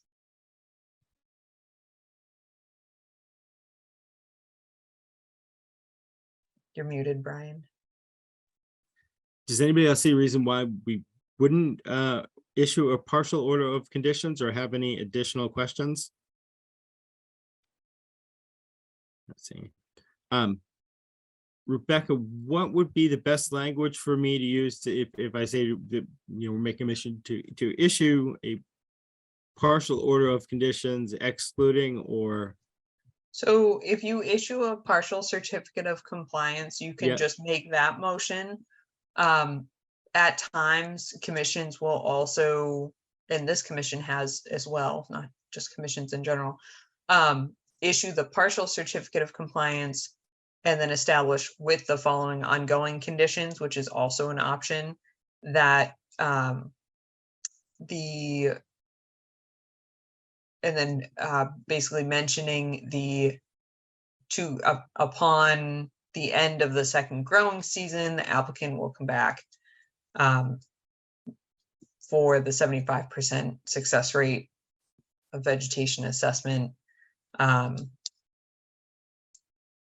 for full compliance. That was a jumbled way of saying it. I apologize, but No, but essentially I just understand, including yeah. that section. The issuing ongoing orders. But now, is there another way to do the partial, basically to say that it's a partial, that they are where they need to be, and we can issue a partial order of compliance excluding the growing season? Yeah, you can say that, exactly what you just said. Okay. All right.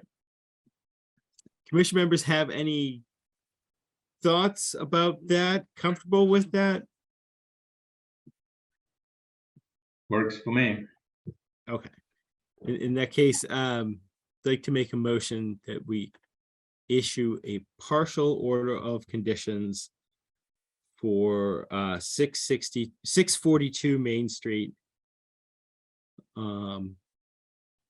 excluding the condition of meeting the 2-year growing season, which is still ongoing.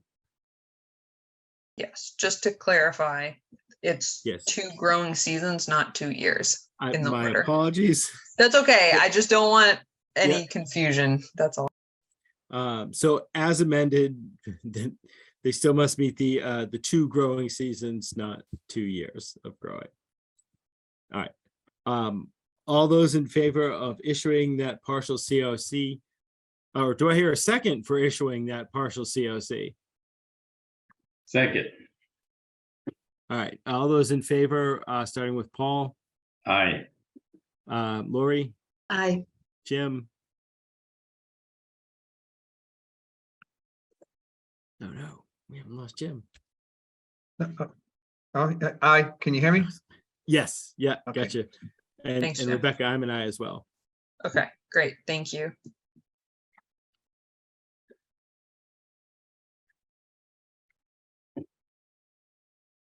All right. Next up, we have the request for a field amendment. Yes, and I'm not seeing Anybody from, the representative.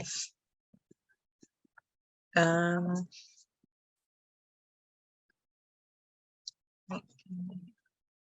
that's a- while you are looking. Yeah. I am going to jump back up to the request for determination of applicability for 101 Nashaway Road. Yep. And I'm going to make the motion that we continue the request for determination of applicability for 101 Nashaway Road until our next public hearing, Tuesday, June 20th at 8:30 PM. Do I hear a second for continuing that? Second, All right, all those in favor, starting with Paul, Aye. Lori, Aye. Jim, aye. Rebecca, I'm an I as well. Okay, thank you. And Um, and if possible with that one, and I'm sorry, I know you're trying to do one thing as I'm trying that's to, okay.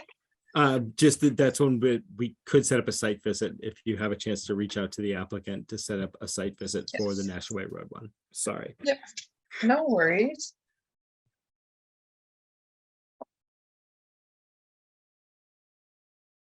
Um. So we don't have, I can bring the plans up if you'd like. But I did believe there was going to be a representative present. I could read through the letter if you'd like, but I'm unsure if you've read it yet. Essentially, so this is relative to Meadow Road lots 5 and 6, which the commission has already issued an order of conditions for. They've since submitted revised plans to deal with some of the runoff that has been occurring, moving. I think one of the most significant changes is moving the stormwater management areas inside of the site versus being within the public right of way, which is how it was proposed originally. Proposing a basin about halfway through the site, or rather between the two sites.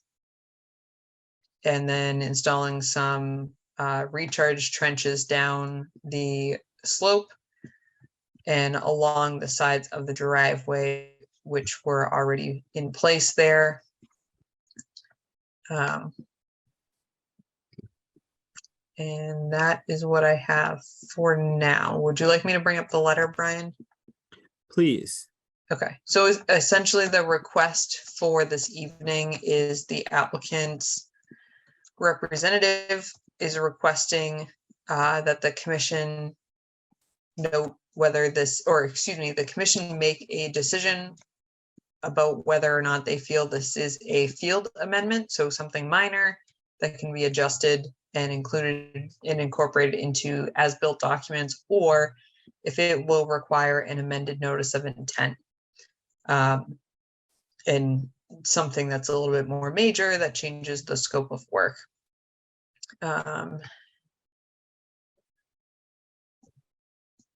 So the applicant's requesting that the minor changes, what they're perceiving as minor changes, may be accepted as a red line change or field amendment to the approved plans. Summary of the differences is below, so I'll read through that quickly. Additional details relative to the proposed driveway access within the Meadow Road right-of-way have been added for the town of Bolton driveway regulation requirements. So most of these requirements have been driven by some discussions from DPW Planning Board, and then some comments from myself looking at some of how some of the other sites have been functioning in terms of stormwater.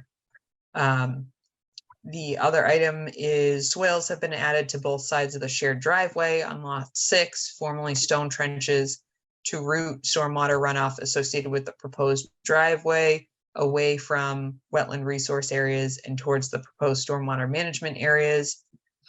The next item, additional stormwater management controls, spread levers, and a stormwater management basin have been added on lot 5, which is the back lane lot.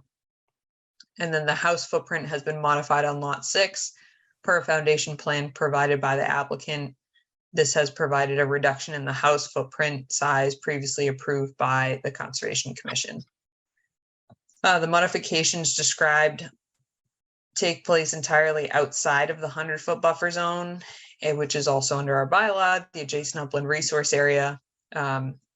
And as such, the limit of work within the buffer zone that was approved by Concom has not been altered at this time.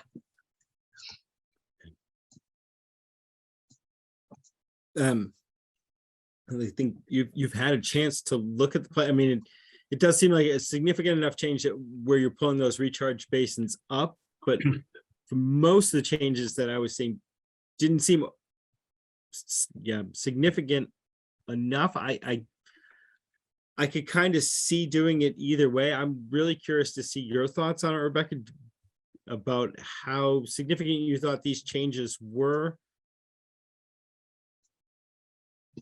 So in terms of the work being outside of the jurisdictional areas, I would say I agree with them perceiving it as minor in relation to that statement. However, under the Wetlands Protection Act, we do need to consider stormwater as well. Basically 5 lots out of the original parcel will trigger the stormwater standards. And in addition to that, you're looking at, again, stormwater management features that should be able to address the stormwater on site. And the reason why I'm sort of cautious in saying that is this is an area where we're already seeing significant stormwater washout because of cuts for proposed driveways that don't have enough stormwater management, where the cuts aren't functioning and driving the grades to those management systems. So that's my only caution. The reason why that's relevant to the Conservation Commission's jurisdiction is there's a statement within the Wetlands Protection Act that says anything outside of the Commission's resource areas or buffer zones that may impact or does impact the resource area, meaning if something washes out or migrates or erodes into that resource area, it becomes jurisdictional. So that's sort of the category that, to me, this falls under in terms of requiring any sort of an amendment versus a minor field amendment.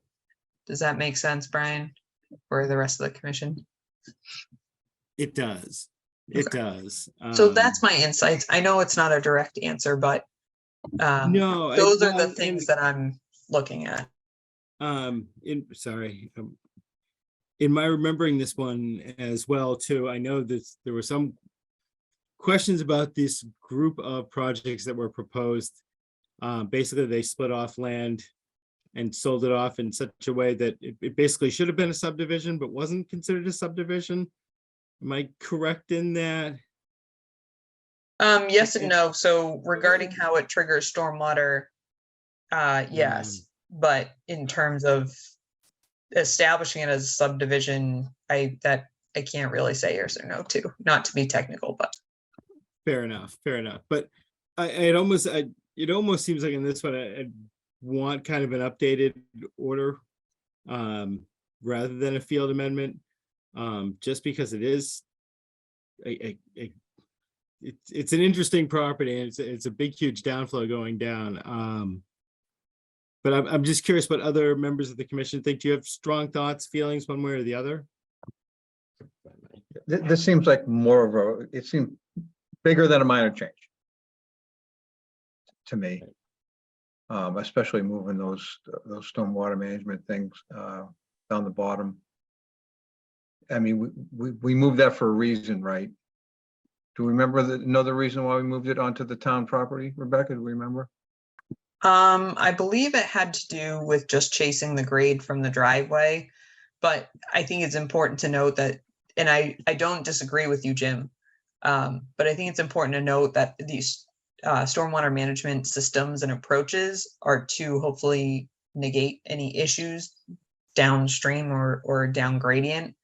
But the reason why they were moved out of the public right of way was actually primarily from DPW, and then again, review of those other functions, and that stormwater needs to be and is required to be actually managed on site. And that's part of a separate town bylaw Oh, okay, or regulation, excuse me. I don't know that it's a bylaw. okay, good. Okay, well, I guess that was the only concern that, the big concern that I had was that. If that's to meet regulations, then that sounds good. Yeah, I was gonna say, they might be backed into it. I mean, this is a tough one on me. I'm curious, other thoughts of people, a way you'd prefer to go, comfortable with a field amendment or prefer to see an updated order or an amended order? I don't know, it just seems more than a field amendment. That road, I drive down there a lot, and that has been a mess since day one. That's a good point. It's just icy, messy, and it just seems like it's gonna take more to control that than just a simple field amendment. And as far as jurisdiction as tree removal or anything like that, is that anything that we have control of, or do you know do they have to take down more trees? I don't know that. I do know, though, that they have been they've been in discussions with the planning board, public shade tree hearing related issues. And so prior to that, they did tree removal, had their erosion controls up. I've already been out on site to do the inspection of that tree removal. And so they should not be needing to remove any more. But that would be something that I would need to go out and re-inspect if it was within the jurisdictional area of the commission.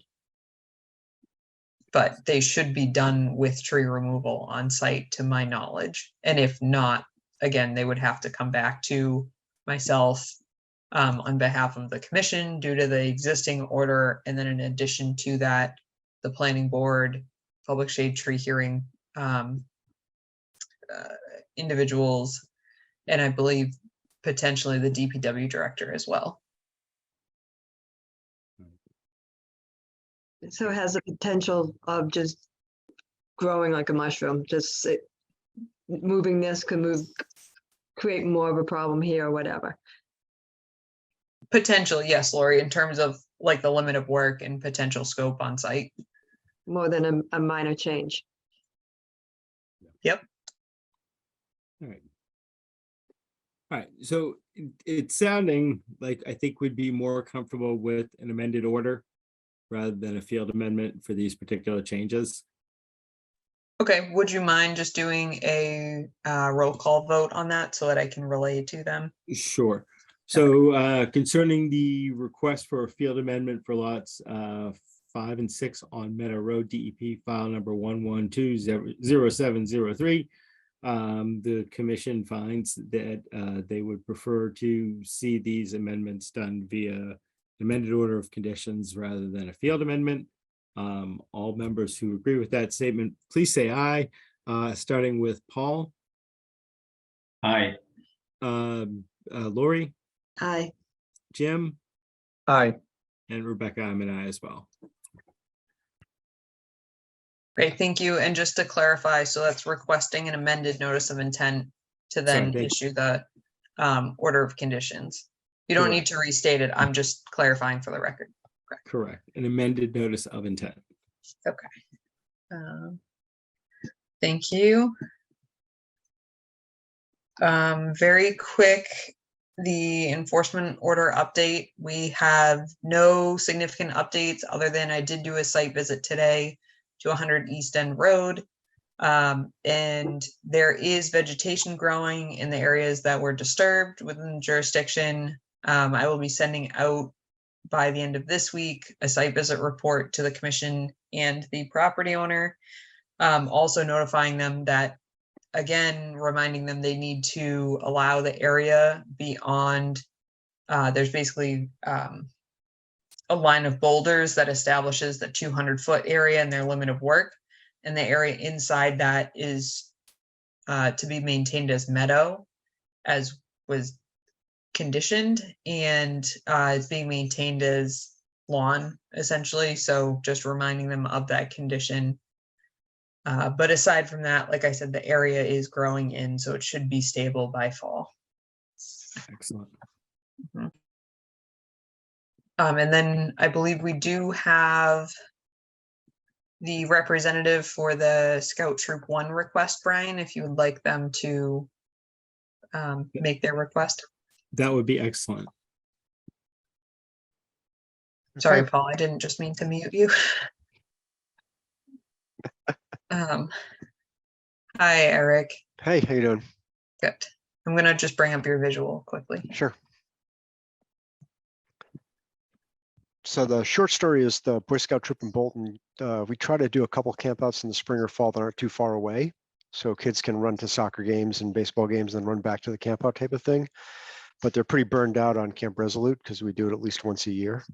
So I'm just starting a search for other possible places, and the troop committee asked if I could see if I could camp on conservation land. We've, the Cub Scouts camp on was at the sheep field in past years, but looking for something a little more woodsy and a little further back if we can. So a couple ideas came to mind.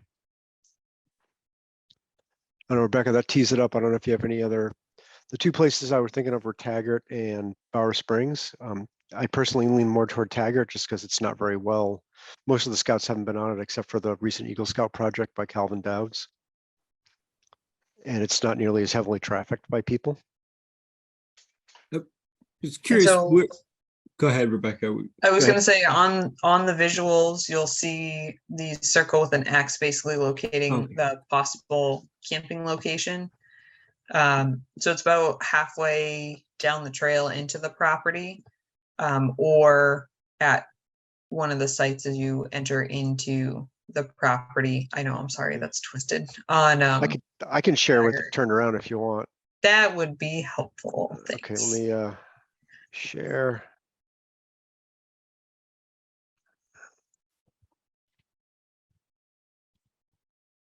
Can you guys see it? Yes. Okay. Yeah, so this is just, basically I've been up and down the Taggart Trail a few times, and there's actually not a lot of underbrush or undergrowth, I guess. And there are, even though there's an initial steep climb, after that, there's a number of kind of plateaus and pretty flat spaces. But I was thinking, these two are pretty good possibilities. And these two general areas, you can see a plateau here, and there's plenty of other places. It's really not that hilly once you get up into it. Say, how many people normally, Eric, are we talking about? I mean, I guess that's would be a It range. varies. It's about 15 usually in that range. And would you be looking to do a fire pit, setting fires? That's up to the commission, I guess, right? I mean, typically they would do fires, but this is, typically we're on land that's already disturbed. So that'd be up to the commission. I mean, this is meant to be more of a and obviously not a real backpacking trip, but have more of a backpacking feel to it. Although we have carts, we probably, we can cart up, stoves and things like that to cook on. So we don't have to have fires. I think fires are pretty difficult in a place like this where you got to drag in the wood, disturb the soil, break everything back. So I was kind of neutral on that, on doing it or not doing that, to be honest with you. I'd be nervous about it on that side, and I think and the scouts are usually good about, putting the fire out and then like breaking up the fire circle, but I'd just be nervous about other people seeing the remnants of fire pits and being like, great, I'm gonna have a fire here this weekend now too. Well, that's the thing. You'd have to do quite a bit of disturbing to rake everything back, and then you don't want to touch it, right away because you're putting combustible material back on top of it. So we'd almost have to come back a week or two later to really be positive or drag in a lot of water up the hill, which would be tough. So, That's it. so yeah, I mean, we could go no fire. That's not a big deal because they typically use camp stoves for all the cooking anyway. Yeah, I was trying to think, at Bowers, I think there's some areas where they have done fires in the past, small fires for the Conservation Trust when they run theirs. That might be more open to some areas, but in Taggart, I'd be nervous, and it's Yeah. great if you're fine not doing it. Yeah. So yeah, Tom Denny, obviously this area is super disturbed and they have right. lots of fire pits back in here for Tom Denny, but you're next to Yeah. some houses and yeah, and you don't feel like you're that far off the road. You can see across the field and see the parking lot. And Bower Springs is just a lot more heavily trafficked in general, obviously. And generally speaking, the scouting meets are what we look for as far as passive recreation, respecting the areas. I know scouts understand leave no trace, and they're usually very good about it. And if not, like usually the adult leaders are very good about reminding them to be good about it. Yeah. So honestly, I think I'd be comfortable, especially at Bower Springs. Taggart gave me pause, but if you'd be willing to do it without fires, it would be an interesting test to see how well it worked and how interesting it would be. And the areas that you kind of circled on the map, I'm familiar with where those are. That bottom one's kind of that natural amphitheater. Those spots seem to make sense to me. Which up here you mean, or back or on Taggart or Bower Springs? Taggart, I'm sorry. Okay. That first one coming up from the parking. This one I feel like there's amphitheater is right. It's a nice spot, but you could there's the houses aren't that far away. There's a house pretty nearby. So I mean, this one I spotted it and I marked it, but I'm not too keen on this one just because they're 12-year-old boys and they're pretty noisy. And make them suffer a little more and drag stuff in farther, I think is better. I can also kind of picture those spots. And again, the spots you've kind of picked out makes sense to me. But I'll be curious to see what other members of the commission think. Any comments, thoughts, questions? I think it's a great idea. Yeah, it's great. Okay, well, thanks. So we're looking at mid-September, I think is what we're going to shoot for, like kind of the start of soccer season. Right. So you're fine with Taggart or Bower, or should I just lean to do Taggart? I wanted to get clear. I think I'm perfectly, I'm fine. I'm perfectly fine with either one. And again, especially if you're comfortable with going no fire. It was one of those, I would say, if you want to do a fire, you should do Bowers. If you're fine with no Bowers, do Taggart. Okay. But I think I'm fine, either property you want to use. But no fires if possible. Okay. Yeah, I think let me propose. I'll bring it to we try to be boy led. I do the starting work, but then we let the boys decide what they want to do. Does it make sense if I say, I'll push toward Taggart with no fire and explain to them that Bower Springs isn't going to, I think you could do fires here with very little risk because there's not this area is just pounded into oblivion by Tom It's been Denny. used before. Yeah. And there's existing fire pits and everything else. Yeah. I could say, just Taggart, or I could give them this option, but I don't think these are as nearly as good of options because you're gonna camp and then wake up and people are gonna be walking dogs through your camp. And if you're here, you don't really feel like you're in the woods very much. So. All right. Okay. Very quickly, I would just request that whatever decision the commission makes, that they take a vote to establish that. And then in addition to that, even though you're still using cook stoves, I would still encourage you to reach out to the fire department and make sure that they're comfortable with that. Same thing with Bowers. If you're doing a fire, I think you need a fire permit still for that specific event. And I would suggest contacting the town secretary just to make sure you don't need anything else. Permit wise, I don't think you do, but I'm not aware of that. Okay. But I would hate for you to be going out to do it and have someone come out and stop you.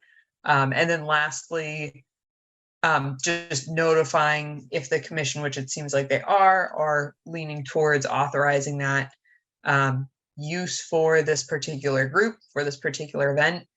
I think the commission should also just make part of their condition that you notify me of the date so that I can, when I write the letter that's required for you to be doing this on conservation land, I want to make sure to include that for you and make sure that the commission's already established that. So there's not question. So if anyone from the public has any issue, we'd say this is what the commission's established already. Okay. Yeah, right now it's going to be the weekend of the 15th of September.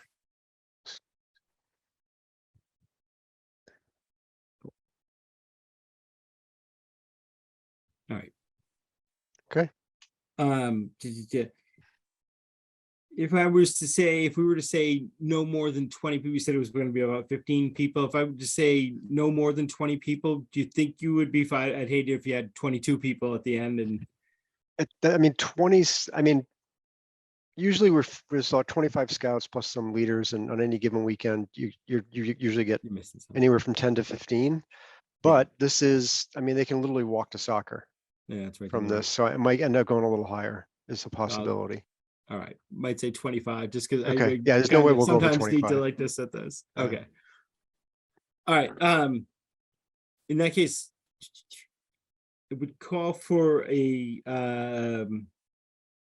roll call vote for members that are in favor of allowing the Boy Scouts of America to use either Bower Springs or Taggart Conservation Property for a camping excursion of no more than 25 people without open fires, unless they were using the Bower Springs conservation area, in which case they would need prior approval for said fires. And that they would, once they have confirmed the date that they are using it, that they would inform the town's conservation agent of this date. And that we would be in favor of this. So, and I hope I got that all right out of a roll call vote. All those that would be in favor saying, yes, the Boy Scouts can use the properties on this occasion for this reason, please say aye, starting with Paul. Aye. I'm sorry, Lori. Aye. I'm trying to read my notes while I'm trying. Sorry, Jim. Aye. All right, and Rebecca, I'm an aye as well. Great, thank you. So I will draft up that letter, and then if you just want to confirm the location and the date, Eric, that would be helpful. Great, thanks a lot. Yep. All right, thank you very much. Thank you.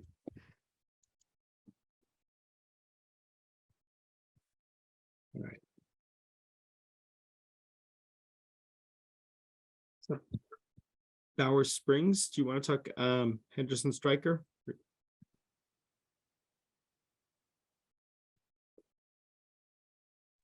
Yes, so Henderson Striker has submitted an estimate with breakdown of work proposed for the mowing at Bowers and Butternut. And so that was included in your packet. So I just asked that the amount be authorized, and so that we can, if you would like to contract with Jim Henderson, that is fine. Typically, we do like to ask a couple different or reach out to a couple different individuals or companies to make sure that it's the best price, obviously, and that's just best management practices. But let me know if you are comfortable with the work proposed and that estimate, and then I can certainly follow up on that. And if you'd like I said, if you'd like to contract Jim, that's fine too. You can add that into authorization, or a subsequent, at the next meeting, we would authorize to contract with whatever party comes forward. I will say, like, I'm comfortable with Jim and Henderson Striker, but at the same time, just good governance wise, it's probably not a bad thing. The work that they're proposing, I'm comfortable with. The quote is the quote, but if you are able to ask around and get some other quotes to see if he's still kind of in where we would hope he would be. I know he's kind of a very specialty. Yeah. Landscape artist, not artist, but landscaping company. Not really landscaping, is it? Land maintenance. But yeah, it's probably good if you could get some, and then hopefully we can possibly approve it next meeting, or it will lead to a larger discussion at next meeting. But I'm comfortable with the work he's proposing. It seems similar to what he's done in the past. Okay. Other commission members have thoughts regarding Henderson Striker or our Bowers and Butternut maintenance? No, no wishes. Yeah. Okay. All right, Rebecca, then, yeah, if we could. Okay, All right. I will do that. And then minutes.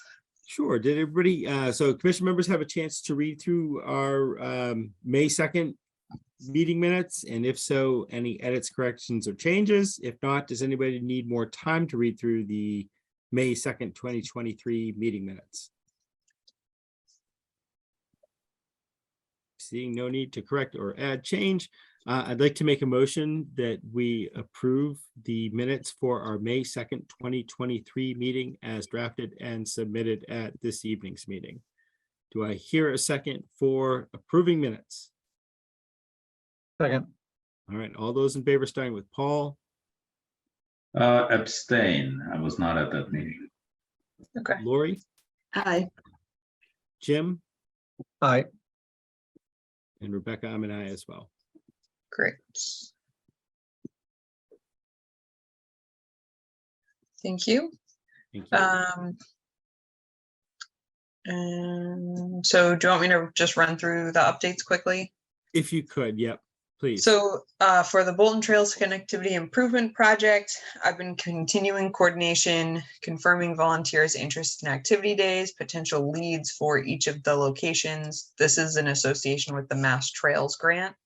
And the limits of work at Vaughan Hills have been flagged in the field.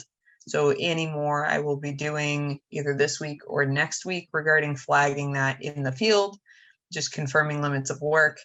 Additionally, I am creating a media package for when we host these work days. It will be much easier to just pull from that. I'll have templates made so we can just plug in the date and location, best place to park, access the trailhead, and then be able to publicize that information. Upcoming trail walk is in September, unless the Bolton Trails Committee decides to add some in. Typically over the summer, people go away on vacation, so we we spread out the schedule rather. And then as some specialized items come up, we tend to host those. Like there is a Learn to Fish event that will be occurring in July, which I will have on the next agenda at Bowers again. So that will be exciting if you're interested. But those are some of the more specialized events that we fill that space with for those who do stay in town or in the community. Trail Stewardship Days, these will not change. As they're completed, they will be removed from the agenda, but this is just to make sure that we're staying on top of the trail stewardship management projects that are already approved by the Conservation Commission. And so that as members of the community would like to be involved, they also see what's available as well. The Natural Heritage, the Nashua River Communities Resilient Land Management Program through a current MVP action grant is coming to a conclusion on June 30th. And then we have a couple weeks to do some wrap up work. The final event will be at Clinton Central Park, which has been our partner community. This will take place on Thursday, June 29th from 6 to 8 p.m. right out in front of their town hall. If it rains, we'll be inside town hall. We had a wonderful event last year. We go over basically what we've done over the past year. This will be covering the past 2 years and some of our outputs and final deliverables. We have had a substantial amount of work recently and participation by the Minutemen students. And so it's exciting to see some of their work as well as myself and our consultant team and other participants from the community. So I encourage you to attend that event to just celebrate with us the wrap up of the project, but then also learn a little bit as well. And we try to make those events family friendly also. The volunteer land steward position is still open and available. We have seats open on the Conservation Commission. And then our open space and recreation plan update is being carried out currently.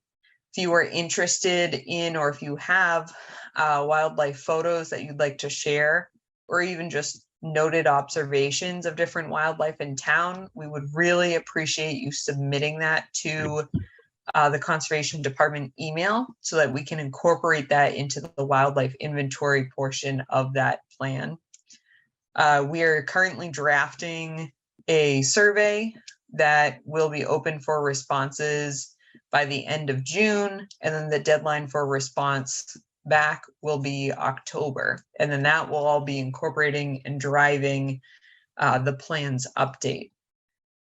The last thing I want to mention is we recently had a member resign because she has some very exciting things happening in her life right now that are changing her schedule. So I just wanted to extend a thank you to Jillian Glasenos. And we hope that once her schedule evens out a little bit, that she will join back. And I don't want to speak for the rest of the commission, but I think everyone's had a positive experience with her. I certainly have. So I just wanted to take a moment to say thank you. And then, we hope that she returns to us once her schedule evens out. But if any of the other commission members want to say thank you as well, now's the time to do so. But I think it's really relevant to take that moment and just recognize, because all of you spend an immense amount of time on this. So I appreciate it and acknowledge when someone does have to take time off as well. I had it written down the bottom of my agenda to thank Jillian. So yeah, I absolutely echo your comments. It was wonderful to work with Jillian. She is a fantastic Boltonite. We are going to miss her and hope that she will. I personally hope that she will return one day. But wish her the best. And again, I appreciate all the hours she put in and everything she did for the town. That's all I had. All right. Any commission members have any new business? Anything they just want to get off their chest?